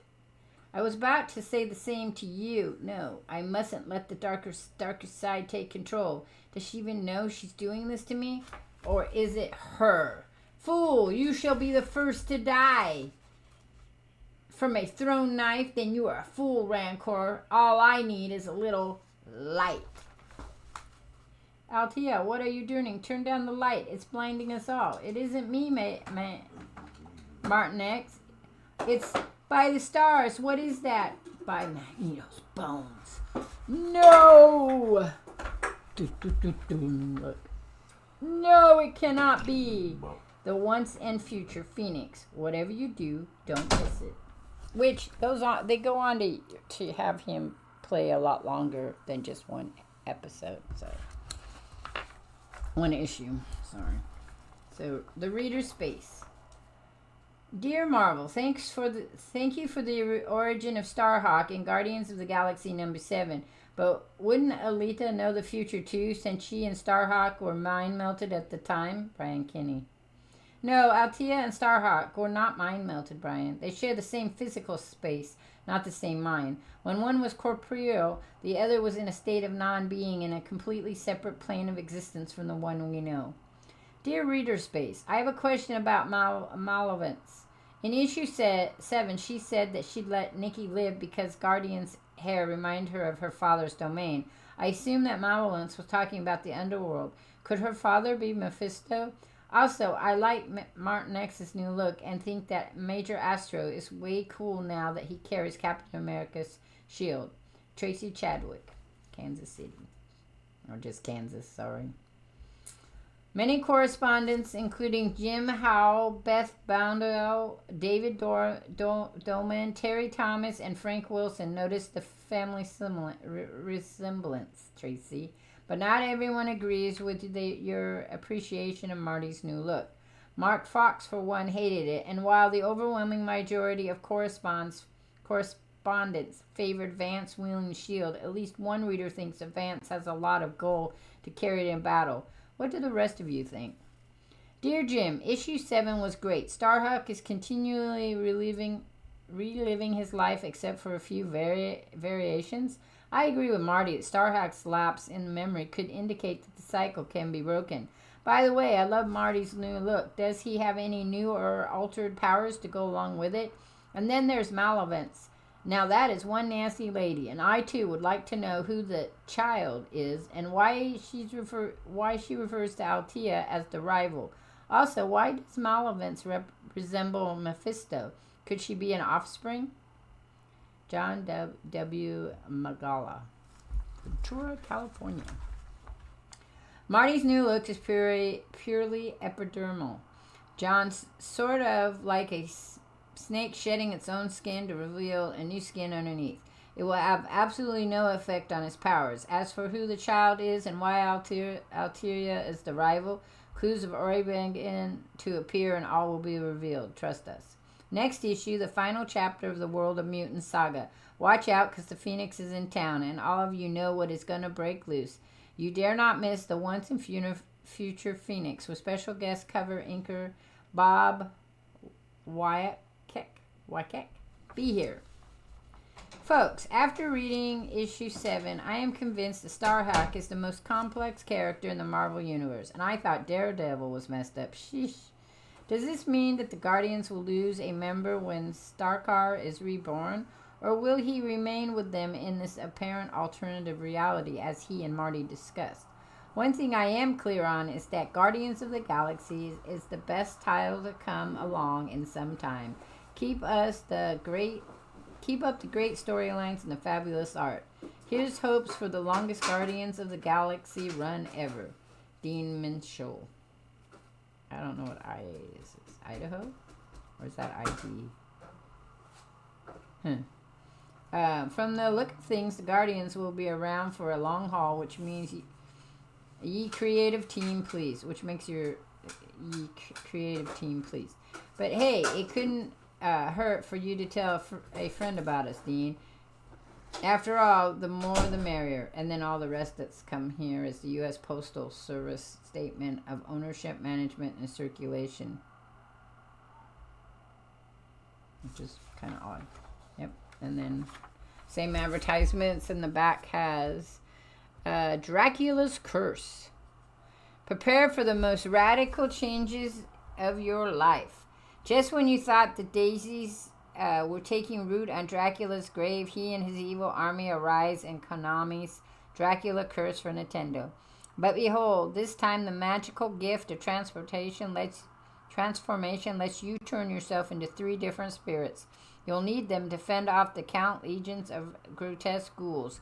And with 17 possible regions of unending doom, it's never quite the same adventure twice. So, noble warrior, choose the path of faith wisely, and you may bury Dracula for good to live to become an immortal legend. Don't count on it. And it says here, prepare to win a radical trip to Dracula's hometown. Are you ready for a bloody good time in Transvalia? I can't say it. Sylvian? You know where it is, where Count Dracula lives. We'll see you there. We'll send you there to see the legendary Dracula's castle and haunting grounds if you win this 1 week, all expense paid, bone-chilling grand prize trip for 4 during Halloween 1991. Secondary winners will receive Konami's Castlevania and Simon's Quest video games, or the original Dracula video cassette. So enter Konami's Dracula Curse sweepstakes today. Oops, and never say steaks to a vampire.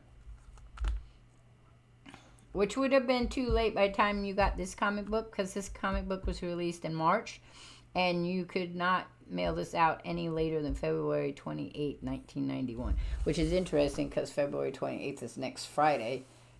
And that's, what? It's over 1991.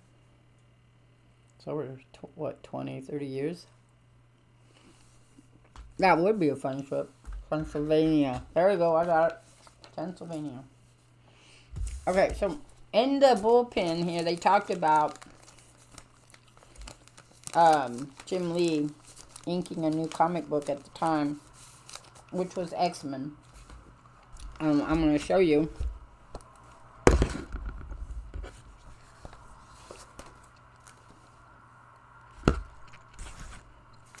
So, I talked about this at the beginning. This is what they were talking about. This is the X-Men book. And this is a special book you could buy that had this cover on it.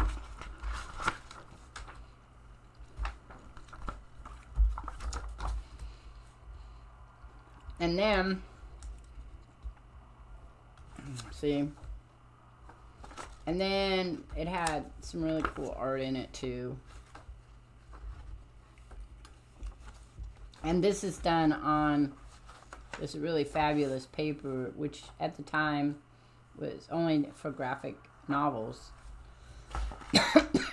But this was a new series that was coming out that was extra to the Uncanny X-Men. But all of these, as you can see, these are all the same book with a piece of each of that big cover in them, and then the regular paper, which is still better than the older paper. But next Thursday, we're gonna read. I'm gonna start with the X-Men, and I'm gonna start with Classic X-Men. Classic X-Men is not really an old comic book in the scheme of things. The original Uncanny X-Men, I think, was published in 1960 something. I'd have to look it up. And then they got to a certain place in, when was this one published?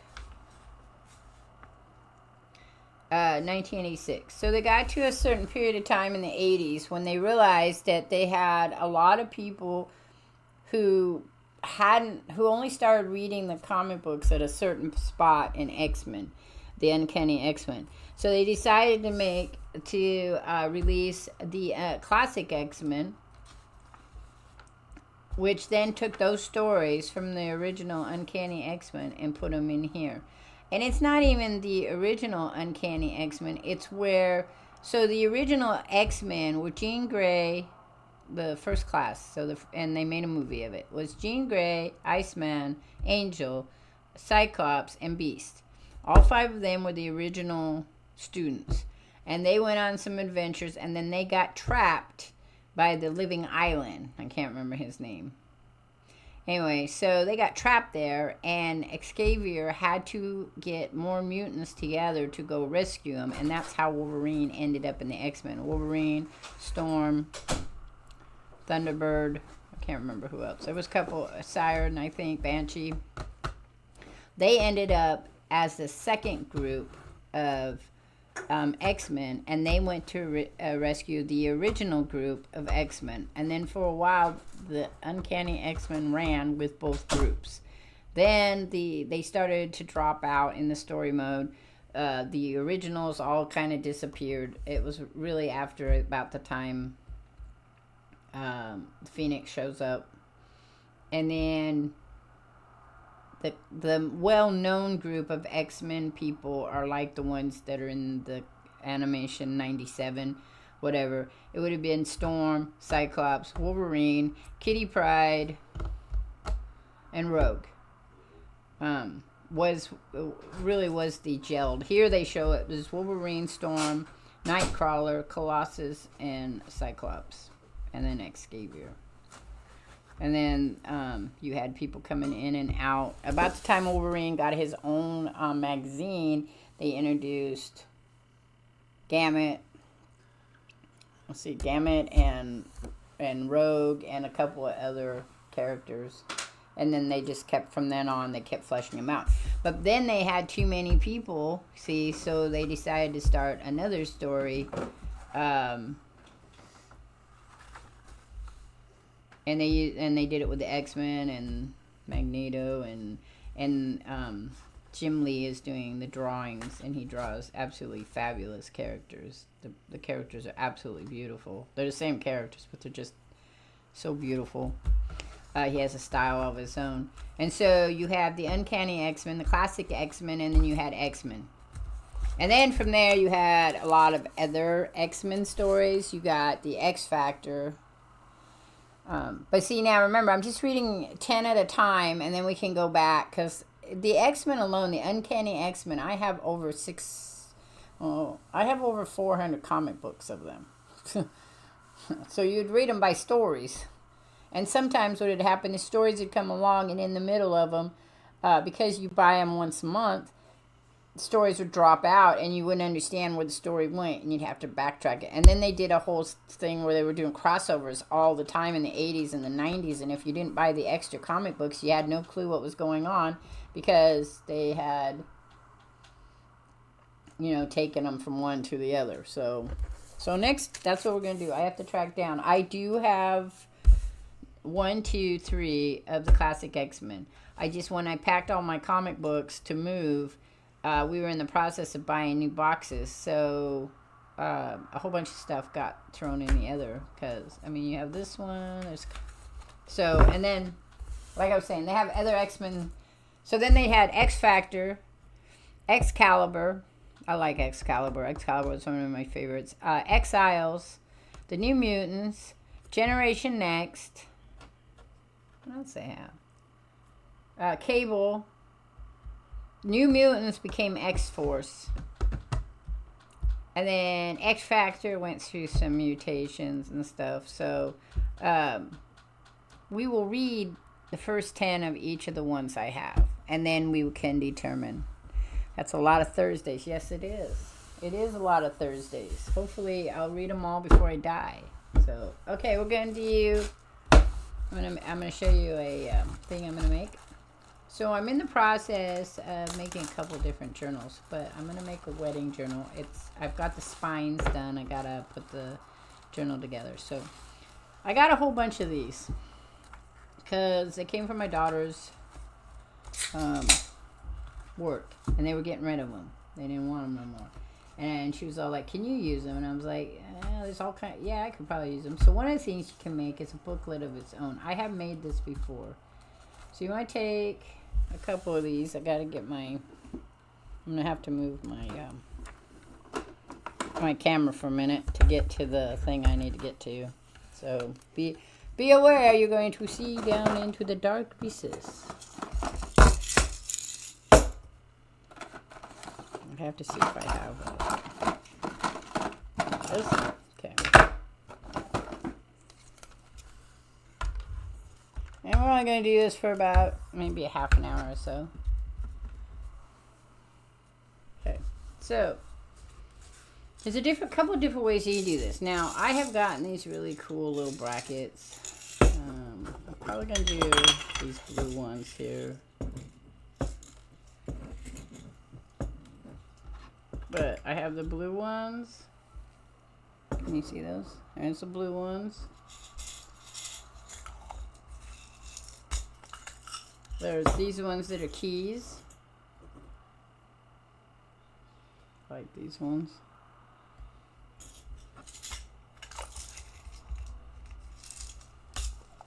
These are the keyholes that go with keys.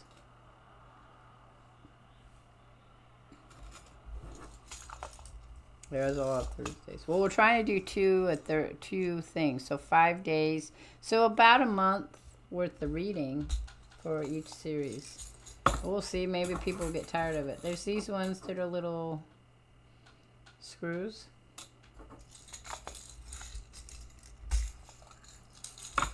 And then there's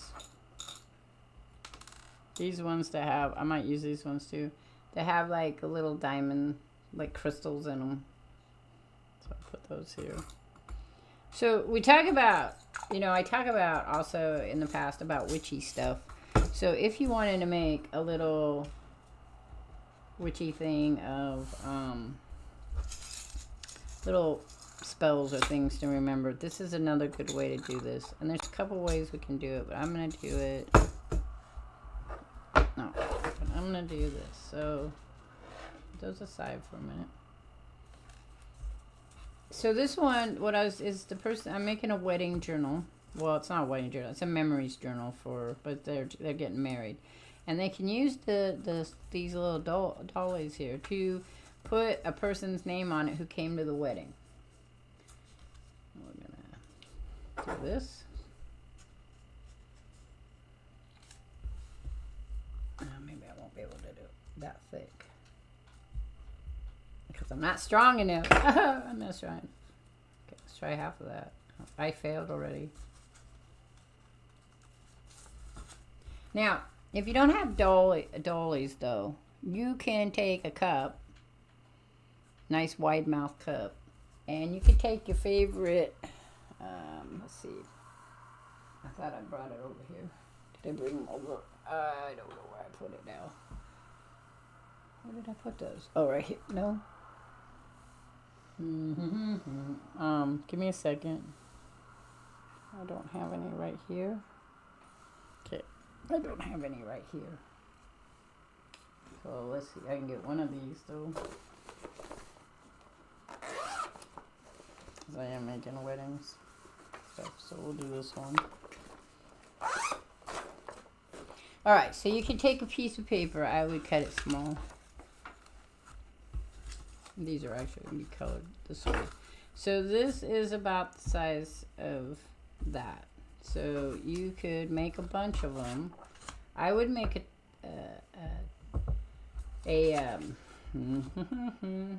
template of them first, if you were thinking about it.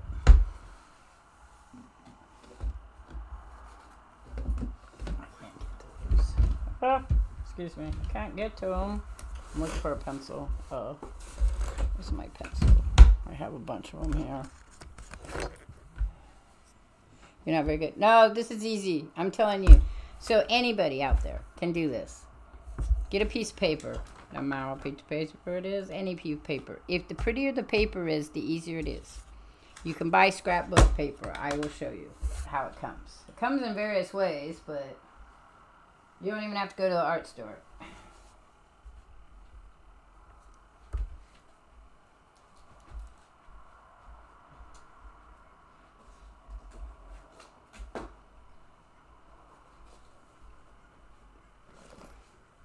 This is crafting 101. Anybody can do this, whether they want to or not, be the other thing. But all right, so I bought this today for $3. I got it on sale. Because if you read it, it says November. It was a Thanksgiving edition for November. It's got 48 sheets of paper for $3. Okay, so then I wanted to use this one here because I'm doing a wedding, a memory thing, and people like flowers. Flowers are nice. Okay. So what you do is you get your piece of paper out. Now, you could do construction color paper, you could do line paper, you could do scrapbook, you could do newspapers, you could do any kind of paper you want. It is not a thing where you have to say, I can only do it that way. But I also want to make envelopes. So I bought, I know how to make envelopes without a template, but I bought a bunch of templates for my making envelopes because it's faster and quicker and I enjoy it. So I'm going to make that today too, but I'm going to show you how to do this. So you get this is about the same size as my dollies here. Now I have painted paper to go on here. So that's another thing you could do. You could do paper that you painted on. You could do, I don't know if you have them or not because Walt, but anyway, if you have food coloring in your house, you can take food coloring or the Easter dyes that come out, and you can use that to paint paper up. So you would want to do this. Okay, see, now I got my circle. I didn't have to draw it. I got a circle. And I'm going to get my scissors, which are over here. Okay. And we're going to cut this out. So you could do, depending on what you're going to use it for. So let's say you wanted to make a little witchy grimoire of sayings for your little witchy stuff. Like one of mine is,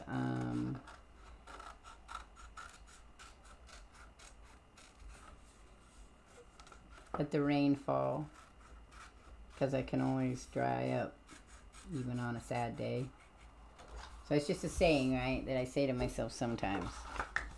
So I have this. This is going to be my front cover. And now I can make one of the same if I wanted. Same piece of paper, but I want to make something else with that. So you can also use cardboard, which I do have. You have to open it though. Because Roger gave me some today too that I could use.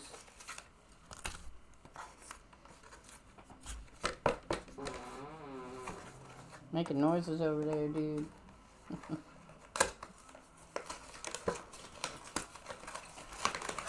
Okay. So here's my cardboard. So I do the same thing with the cardboard. You don't even go your house, a bunch of color pencils. You could do that too. You could do crayons if you want to do color. If you don't want to cut it out, you can take masking tape and you can color them with felt pens. I bought some gel pens, so I could do that too. I mean, it's not that difficult to come up with stuff to make. And these are very cute when you make them for people. So you can go like this. We'll do Coswell said. So we're gonna do this because I have a bot thing on here. So I'm gonna I got some coloring that I want to start using that I bought a while back and I haven't used it yet. Hang on, we're gonna move again. Now I didn't show that I have more coloring than I've ever showed anybody. I got lots of ways you can color stuff.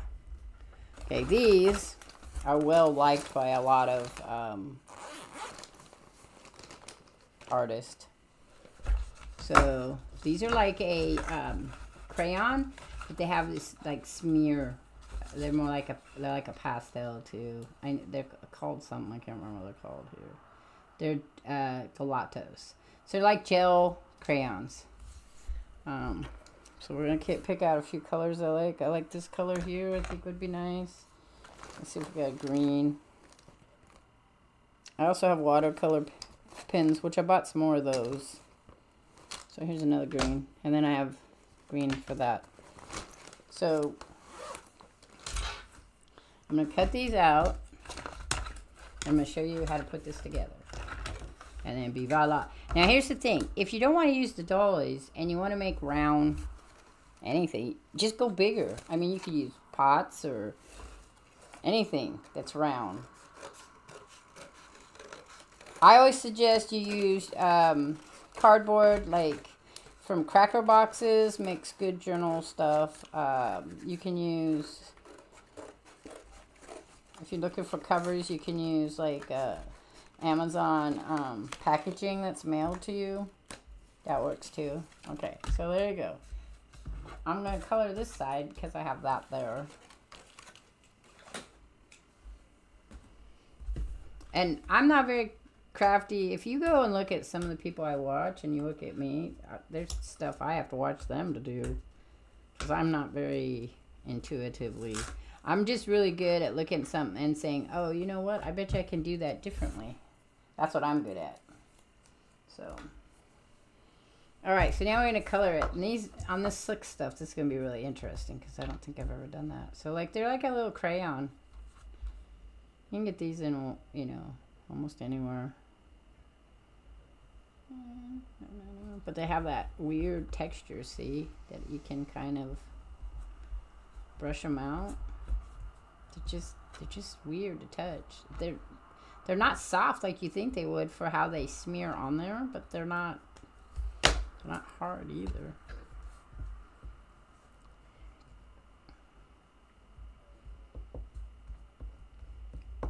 I'm just doing stuff. Okay, so then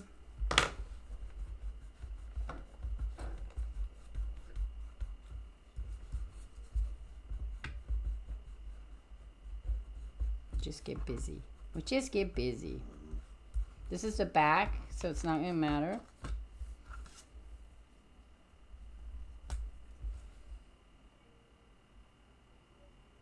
These are markers that are called watercolor markers. You can get them in acrylic too, I think. I just never seen them that. I don't do them that way. They're very fine, and they're like using a brush. I'm going to tell you though, you can decorate things with just squares. One of the things you think about is think about the colors that go together or don't go together or are contrasting colors. So that's what I teach boys. So if I'm using green, I could use various shades of green like I've done.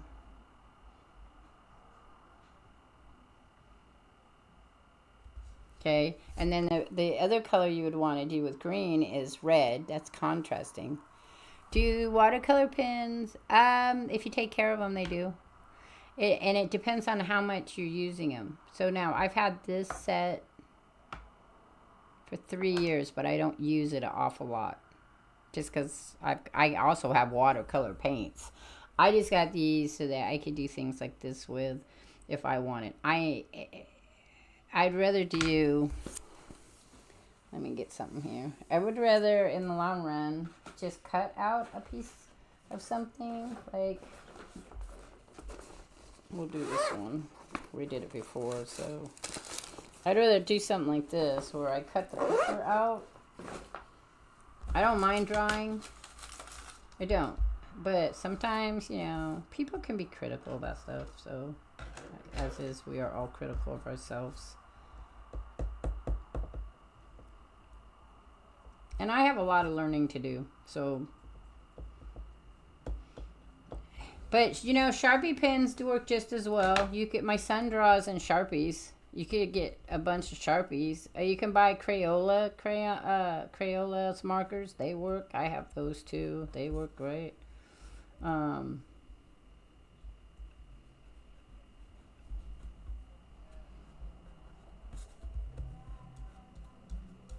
You just can't be critical about yourself. You have to say, okay, I'm making this and I'm making it. That's me. I just enjoy making it. When I make it and it's done and all's happy with me in the world, where do my scissors go?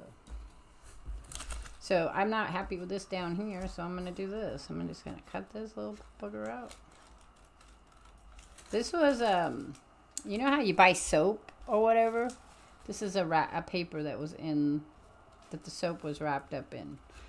And I also think I get a lot of these too when we go to tea places, and they will wrap your little boutiques will wrap your stuff up that you buy. And so I grab the paper and I take it and I say, oh, I want to make something with that. So then that's going to go there. I think that would be pretty. So I'm going to cut that one part off though. I don't think I need that. I was going to keep it, but I don't think so. And remember, this is going on the back side. So the only reason somebody might see it is because they turned it over to look at it. But technically, it wouldn't really. That one doesn't work. Oh, I have to go this way.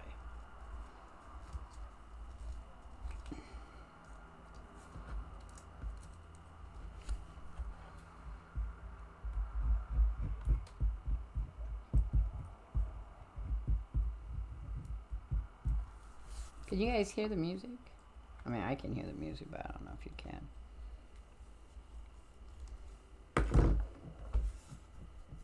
And sometimes what happens, you'll get to making things and you'll be like, oh, you know what? I really like that. I want to use crayons, or I want to use markers, or I want to use something different. And that works too. You can dye your paper before you cut it.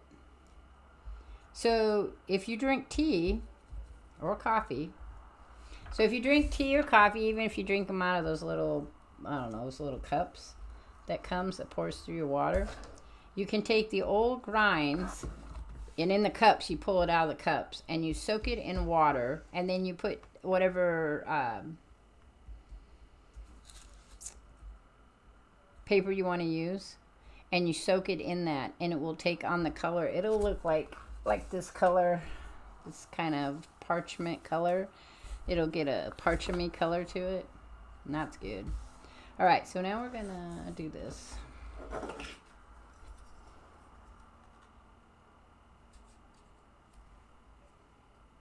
I'm gonna eyeball it. Okay, then I'm gonna, because it's gonna end up being, I think this one's too big. Yep, that one's too big. Oh, bolly me. Is the other one too big too? No. So that's size. That's the size we're going to use. I have smaller. I have ones that make smaller. Okay, so then I want to measure this. I'll use this to do that. And you notice this isn't even on the sides or anything. I don't care. I don't care. I don't care. It doesn't matter because it's not that. Perfection isn't the issue here.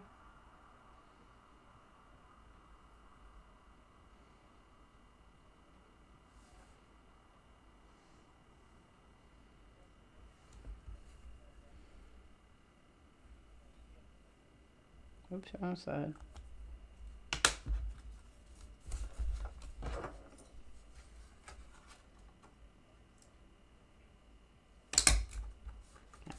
Now we have our two ends here. We have that one, and this is the back side. I'm gonna leave that blank. I don't want to put anything on them. You can't hear the music? Okay. I do have music, that's why I was asking.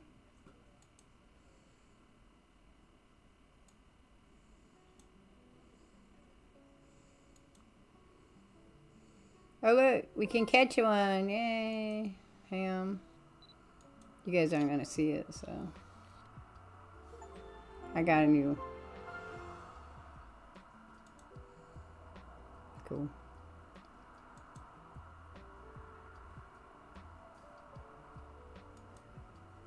Okay. So let's see. So when I go here.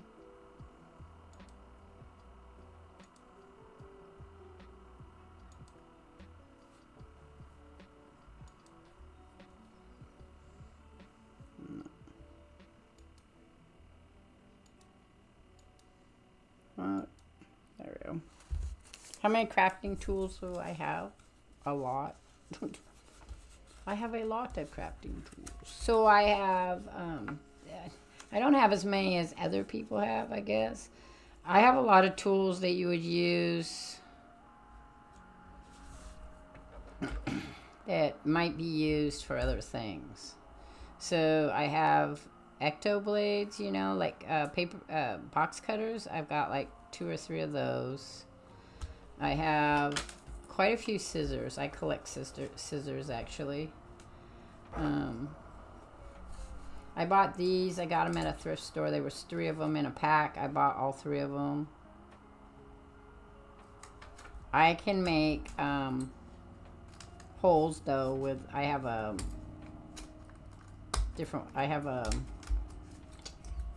bookmaker kit that I bought. So you can buy a bookmaker kit, and that comes with things in it too. Okay, so we want to. These are older. The hole punchers are older, so I have to be careful with them. Okay, so this one's gonna go this way. That's gonna go that way, and then this is gonna go over this eventually, like that. And then we're gonna stick one of these in here. See, and then they can shift it like this. Is how it's gonna work. They're gonna do it this way. And then what the suggestion will be when I give them to my my cousin, my second cousin, my second cousin. There'll be a letter that says that you can put people's names in this who came to your wedding, or you can save it for when you have your first baby, if that's what you're going to do, or your first pet. And then you can put stuff in here, just little things. This is for putting little things in. You put little pictures in here. Like, I don't know. They don't do it anymore, I don't think. But when you go to Sears, or we used to go to Sears all the time, or J.C. Penney's, to get the pictures done. Any sci-fi journals in the works? No, but I'm thinking I might make a. Well, yeah, I got an idea for a Pokemon one down the road, and a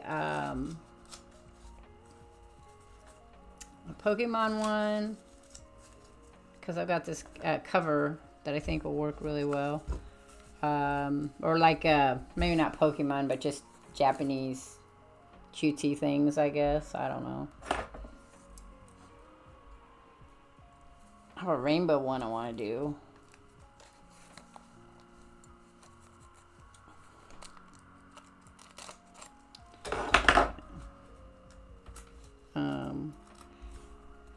I collect. I just wait till somebody tells me they want one, and then I make them one. I have one for. I'm collecting to make another dragon one. I don't know why, but let's see how many we have. 1, 2, 3. Probably work. I made a dragon one of the a dinosaur one like this. If you, I think I shared it on my While rhyme time. I made for a young lady. I made she collect dinosaurs, my daughter said, so we did the dinosaur one. I'd like to do a space one, you know, like, it'd be fun to do a No Man's Sky one, I guess, with the designs of No Man's Sky and those things from the expedition. I could draw those up and put them in a journal.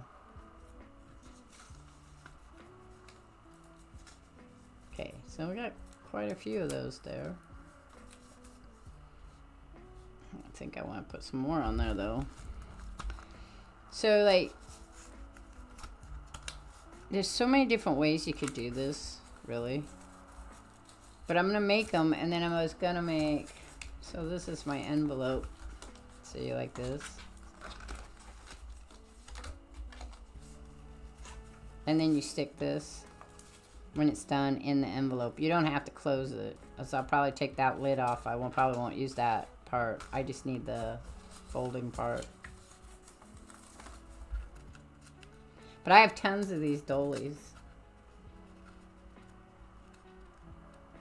And when you create journals for other people, you're not going to put as much in it. I might do some art journaling, bring out my journals and do some art journaling and show you how you would do it if you made a journal for somebody, how it would look afterwards, how would that person use it. I make journals all the time for myself and use them. Okay, so go like this now.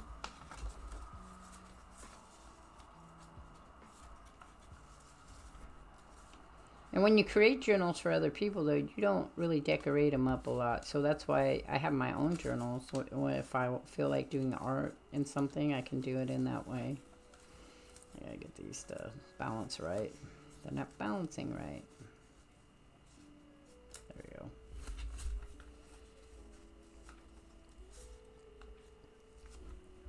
Where's my... But a lot of stuff I get on sale or at thrift stores, or I make it. So you can make paint.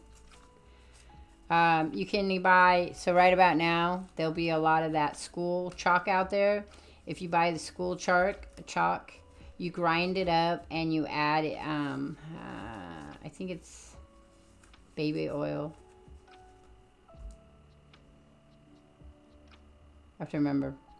But you mix it all up, and then you can make paints with them, and you can paint on it, or you can make crayon on it, or there's ways to make your own chalk. I mean, human beings have a great way of making things.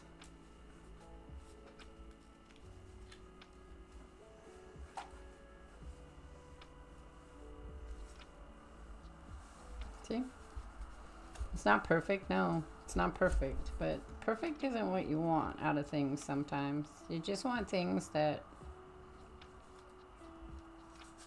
are useful, I think. Pretty is good, though. If you're, whoops, that one broke. So if you're really good at, not in there tight enough.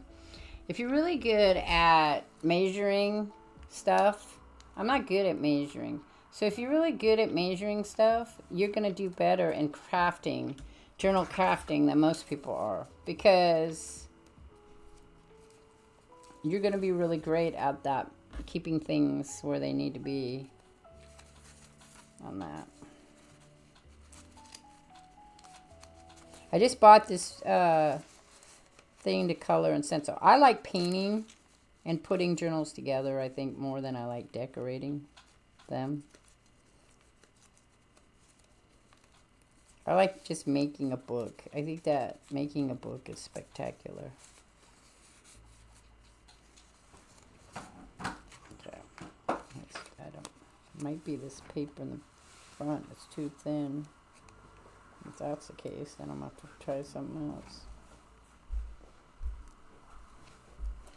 Okay. And I always tell people it's the hole's too big, see, for this one. I might have to go out and get me a different one. I might tie it. Okay, so yeah, that's not gonna work. So we're gonna have to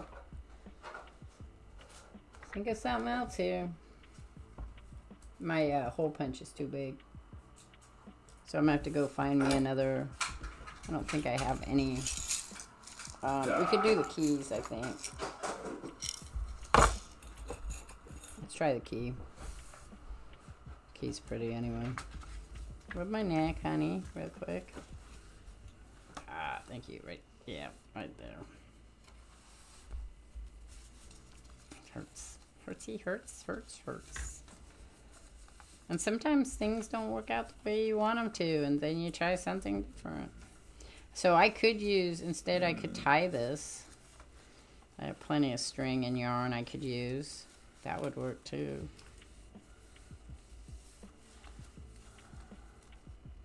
I'll try this. Ow. Did that hurt? No, not you. I popped my elbows. I ain't popping you. You might do that again, but build a cool bird feeder maybe. Yeah. Let's see. So, small thrift stores better than places like Michael's. I've been on them, man. I was, so I thought I'll place me.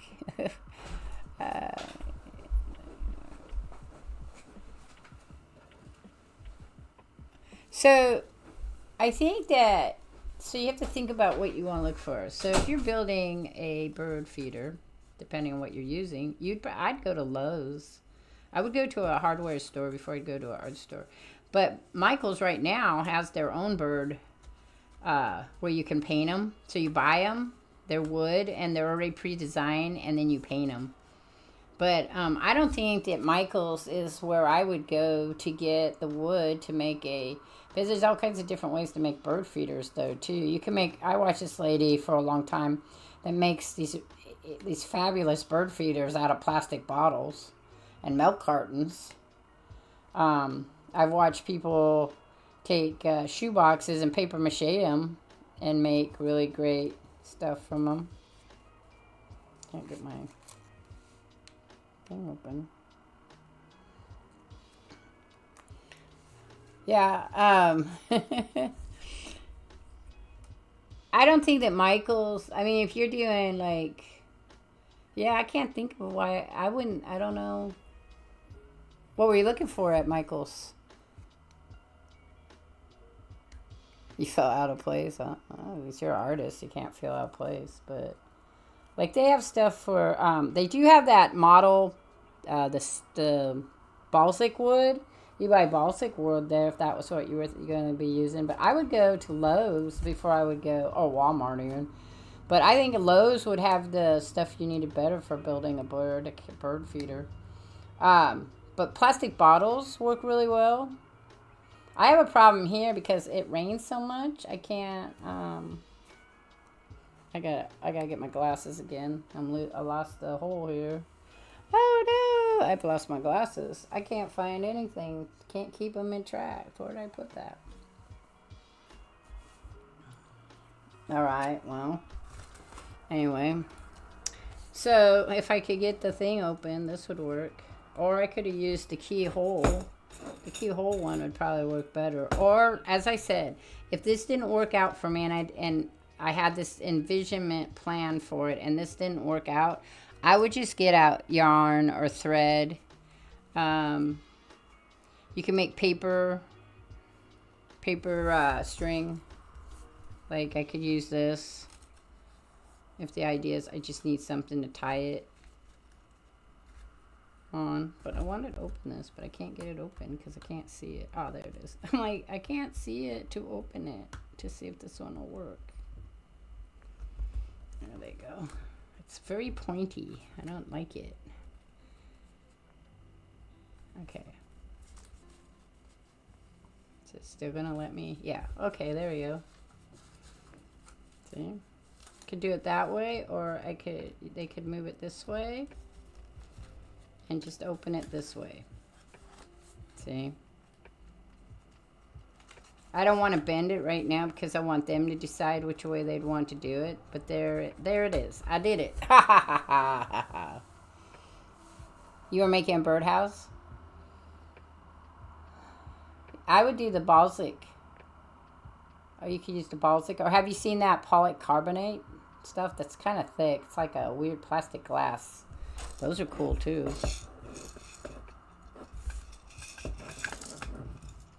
I seen this lady though, she paper maches them, but I can't use paper mache here because the paper mache, it would get all yucky. I mean, my wood got all yucky. I had a feeder, a really nice feeder, and it got all yucky. So, alrighty, I'm gonna be making a lot of little stuff here like this because, like I said, I got a journal to fill. But I'm going to show you how you could. So you could also, I was going to tell you, so you can also do this. Let me see where my tape go. Okay, so I could color my tape. And you could also do this. So you have to understand though, when you bind a book, okay, so when a book is bind, all the little parts of this right here are individually glued to this.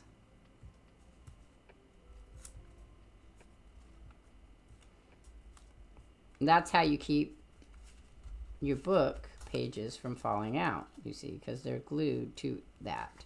When you make something like this, it doesn't do it. So you have to do that same principle. You have to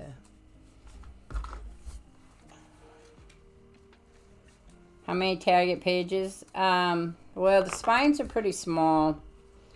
I think I figured I would do 10 of 5.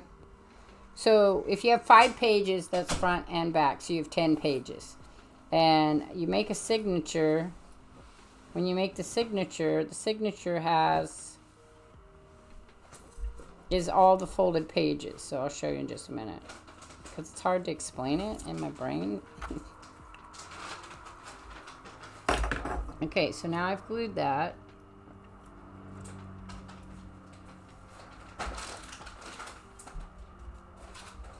And I'm going to let it dry.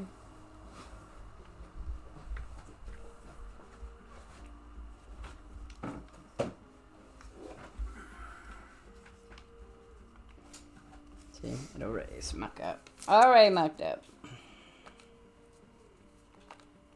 Alright, when you make a signature, so let's, I have these. These are my journal cover right here. Inside it, I'm going to sew my signatures. I don't glue them in, but you can. So my signatures are going to be all kinds of different paper. Could be this. Could be this. Like this. So like say it's a paper. And you layer them up. So if you layer 5 of these, when you fold them, then you get 10 front and back. So it ends up being 20 pages. So 1 page becomes 2 pages with 4 surfaces. 1, 2, 3, 4. 4 surfaces. So if I make 5 pages like this, 1, 2, I have more, I swear. Okay, 3. I'll do the 3. 3. So 3 pages. Fold in half, 6 pages. So you have a total of 1, 2, 3, 4, 5, 6 on one side, and then 6 on the other. So you have a total of 12. So I have 12 pages like that. So my new journal is going to have 5 sets of 5 or 10 pages. So it'll be 50 pages per spine, I'm hoping.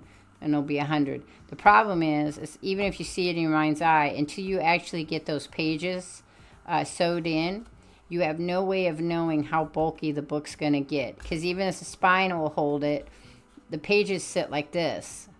And when you put things in them and stuff, like, so if I make this right here, right, on one of these, let's just say, make this, and then this has this in it, I have that much bulk to it now. You see? Now it's got this much bulk that has to be included in the cover. So it becomes a kind of a trial. A lot of journals, people who make journals, their journals end up really thick. A lot of people don't make their own spines. They create their own books. So I'll show you one.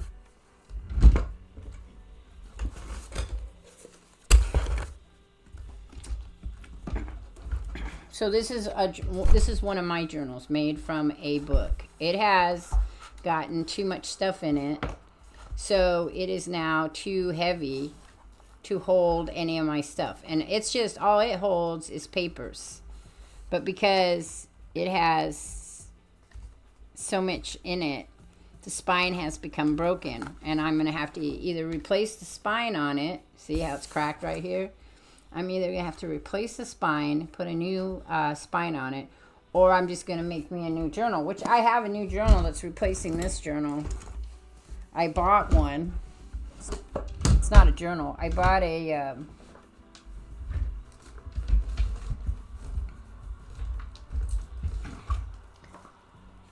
I bought an art book. So this is an art book. You draw in this. I bought it and I've made it into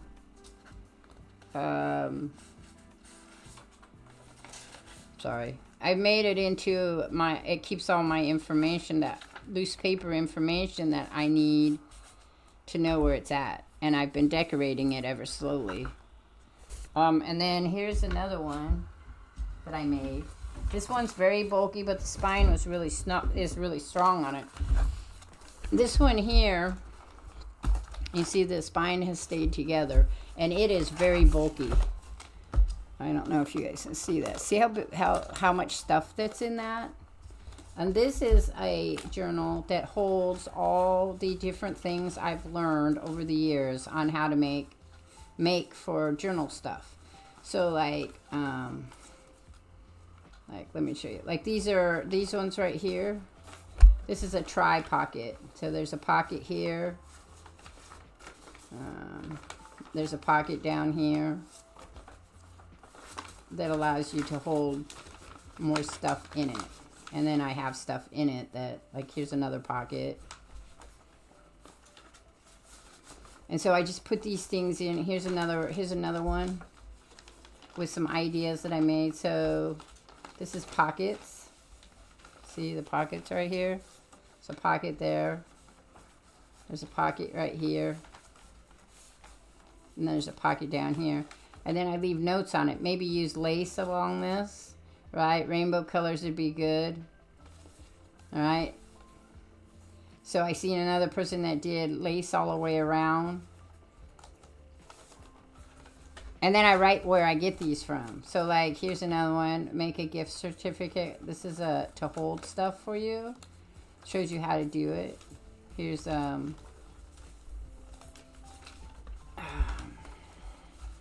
but here's a whole nother one here, right? That shows you how to make pockets in it. And then I have ideas in here, journal ideas, like the rainbow journal and a black and white cover. So inside it's rainbow and outside's black and white. And so this is just all this stuff that I've collected. I have pockets that I've made in here in my little journal that holds it and talks about it. But see, these are all ideas that I've made, and I put them in to think, you know, so I can see what they look like, different folds, different ways of making stuff, and that's all. So this one is probably the same age. This one's probably about, oh, I don't know, probably about 5 years old.